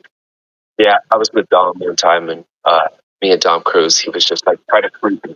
And I'm like, okay. And you know how fast he is, and how like I swing and he's over here. You know, it was like, oh, it was so humiliating. And then he was just grappling me and not letting me move. And he's like, don't ever when you're in a fight, be like, do something. This is what it feels like. You know, he was just keeping me there, and I'm like, oh, I have much more respect for just. Yeah, when someone's even just holding someone against the fence, that feels awful. Yeah, you know? It drained me. Yeah, and then to start a fresh round where I'm trying to sleep him was impossible. It was impossible to begin with, but it was even more impossible. You know, his footwork is ridiculous. It's ridiculous, and he really invented a lot of his footwork. Like his footwork is very Dominic Cruz, when he was the champion, when he was bantamweight champion, had some of the most elusive footwork that anybody had ever seen before. It was so unique and so different. You couldn't get anybody to emulate it in training. Because Dom's system, he pretty much developed on his own. There's a lot of videos of him training it, a lot of videos of him moving. And it's so unusual that you see guys in front of him and they're just mesmerized. Because it's step here, step there, pop, step here, kick, step here, elbow. And you're like, fuck, where is he? Yeah. You know, and that was such a smart, because he's such an intelligent guy, which is why he's such a great, like, MMA analyst. Yeah, he's so good. So smart. And he just really figured out, like, okay, I don't have the most power. I'm not the strongest guy. I'm not the biggest guy. What can I have? What can I develop that gives me an advantage over everybody? Well, I can be like the most elusive, the most slick moving guy that's ever existed. And I feel like a lot of people in his division adopted it from him. Also, like, figured it out, you know? Well, they had to adapt. Yeah. You know, when that guy's dominating people and you can't do anything about it. I mean, he humiliated a lot of people. Yeah. Like, he was in front of them, and they developed a style that was fine if someone's standing right in front of you and engaging with you. Like, so right in front of you and dare to be hit and taking a shot and giving one back. Tom was doing none of that. He's like, what? Here, I'm over here. Just like, you know, very much like Lomachenko did in boxing. It's just doing weird shit that people hadn't seen before. And really, developed it on his own. If you look at like the camp that he came out of in San Diego, there wasn't other guys doing it like that. It was really just him. Yeah. A very, very unique guy. But I love that the styles that sort of rise that exist, that someone just sort of creates. They just realize, like, what do I have physically as as my tools, and how can I implement these tools in a way that's different than anything that these guys have seen before? Yeah, because there was nothing like him. No. But then you see guys that came up after him, guys like T.J. Dillashaw, who was also awesome in footwork. And, you know, a lot of his footwork, guarantee, was inspired by watching Dominic. And a lot of these other guys that are these Corey Sandhagen guys that are constantly flipping dancing. Same thing. The style developed out of that, because before Dominic Cruz, there really was no one who had and so when you see TJ, you know, like, who, in my opinion, was one of the greatest bantamweights of all time, like when he beat Henry Barral, which was Henry Barral at the time was thought to be, if not the best pound-for-pound fighter in the world, at least number 2 behind Jose Aldo, and he was undefeated. And TJ just dialed on him. I mean, and he went out there like he was sparring. It wasn't even like he was fighting for the world title. He went out there like super loose, focused, and relaxed, and switching stances and cutting angles, and hitting him with shots, and moving to the left, and hitting him with a head kick to the right. Like, fuck. He put on a show that fight. One of the greatest title-winning performances in the history of the sport, for sure. I wish he didn't, struggle with so many injuries. Yeah. And everything, because It's a tragedy. Phenomenal. It is a tragedy. He has significant shoulder injuries, like to the point where I think he's going to have to get artificial shoulders. Yeah. Because he had no supraspinatus on both arms. They were just completely ripped off, and he would just like strengthen all the other muscles and just deal with it, and then he just pop out. When he fought Aljamain Sterling, he told the referee in the room, said, "My shoulder's going to pop out, but it's okay. I'll put back. Let me keep fighting." Imagine that. You're going to fight Aljamain Sterling for the world title. You're a beast and one of the best grapplers ever. And you're thinking, I have to deal with the fact that my shoulder is going to definitely get dislocated in this fight. But it just doesn't stay. Yeah. It's just this loose fucking thing that pops out all the time. And he's trying to fight. And just all will and discipline and intensity. Like that was Dom's shoulder too, right? Dom had a bunch. I mean, he had the ACL. Yeah, he had ACLs. The shoulder was the last one. That was the last straw. His last shoulder surgery. Yeah, I mean, look, the human body is not designed to be punched and kicked, to be grappled and strangled, bombarded. It's like at a certain point in time, it just keeps out. Yeah, that's how it is. Yep. And it's not because some of these guys have so much more to give in their mind, and their body just fails them at a certain point in time. You see that with some of these older guys. It's like they've just had a bunch of knee surgeries and back surgery, this and that, and they're shadow themselves. Yeah, it's sad to watch, but I also understand the feeling of that's all you know. You want to keep fighting. But it's also they have this insane belief in themselves. They always think that it's what got them there also, That's how they became a champion in the first place. Like people telling you never play the drums, you're never going to run, and you're like, I'll show you. And that's how they all are. They're all like, I'll show you. Like, it's over, you got to make it up, it's over, your time is gone. Like, no, I got one more. Yeah, I got 3 or 4 more fights in me. I'm going to fight until I'm 41 or whatever it is. That would be so hard. I think of Dustin, and I think of like even his fight against Islam and his fight against what's the French fighter? And not underneath. Yeah. For myself, I need to have the gloves if I fought like that. I know. He's a fucking beast. Like Dustin to me, he doesn't look like he's at the end of his career. He's still very competitive, and I think that was the best fight of his anyone's fought. It was a very good fight. He's elite. I mean, Dustin's an elite fighter. So I can see Dustin is struggling with this is hard for me to stop fighting because you're that fucking. Well, Dustin, the physical issues aren't even really like joints and neck. It's his head. He's had too many brain injuries. And he's got some sort of a separation between the two halves of his brain. There's like some issue with the center of his brain. Yeah, he's talked about it pretty openly. I mean, we had that incident where he got drunk and was crazy. But that's a lot of that. I guarantee. And doing a lot of things that seeking help and there are some ways that you can recover, at least in some way, and improve on what you're doing. But I think for him, it's best to not be fighting anything. Certainly, you're only going to accumulate more than that, whatever you're dealing with now, it's just going to get worse, and maybe you can't recover from it. And he's got family, and he's in a situation where it's like, I want to be it's like, I spent my 50s, where I can't because there are guys like that, especially like they're running just little boxers, and it's really sad. Yeah, you see guys like Tommy Hearns talking. It's like, and you see him talking and moving around, like the keeper. He's got to pay. It's a rough way to move over. Yeah, I gave it. It's great. I'm happy my drums don't do that. Straight up. Yeah. I'm like, yeah. It's also, you can do what you do for long.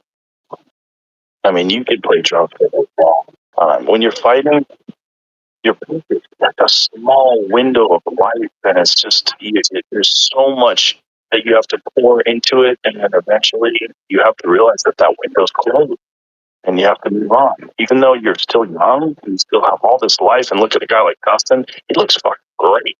You know, he looks great, he sounds great when you talk to him, he seems like he's all there. Physically, he looks like he's never been better, but the window's closed. You know, you see young guys coming up, and they don't have the injuries that they don't have the problems. They don't have the wear and tear, and they're going to get to you before you get to them. And maybe they wouldn't have got to you 5 years ago, 6 years ago, but they can now. It's just not there anymore. And it's hard for guys to accept because an entire identity is on one thing. It's very fleeting. That would be the most difficult thing in the world. Glory that they experience beyond anything forever. I heard someone talking about imagine being a cage fighter and all you prepared for the last 20 years to be locked in a cage in your underwear to scrap with someone and have the most grueling fight camps, and then we're just going to take you out of it. You can't do that anymore. That's like, that's all you know. You know, they experienced a different light than us. You know, their highs are way up.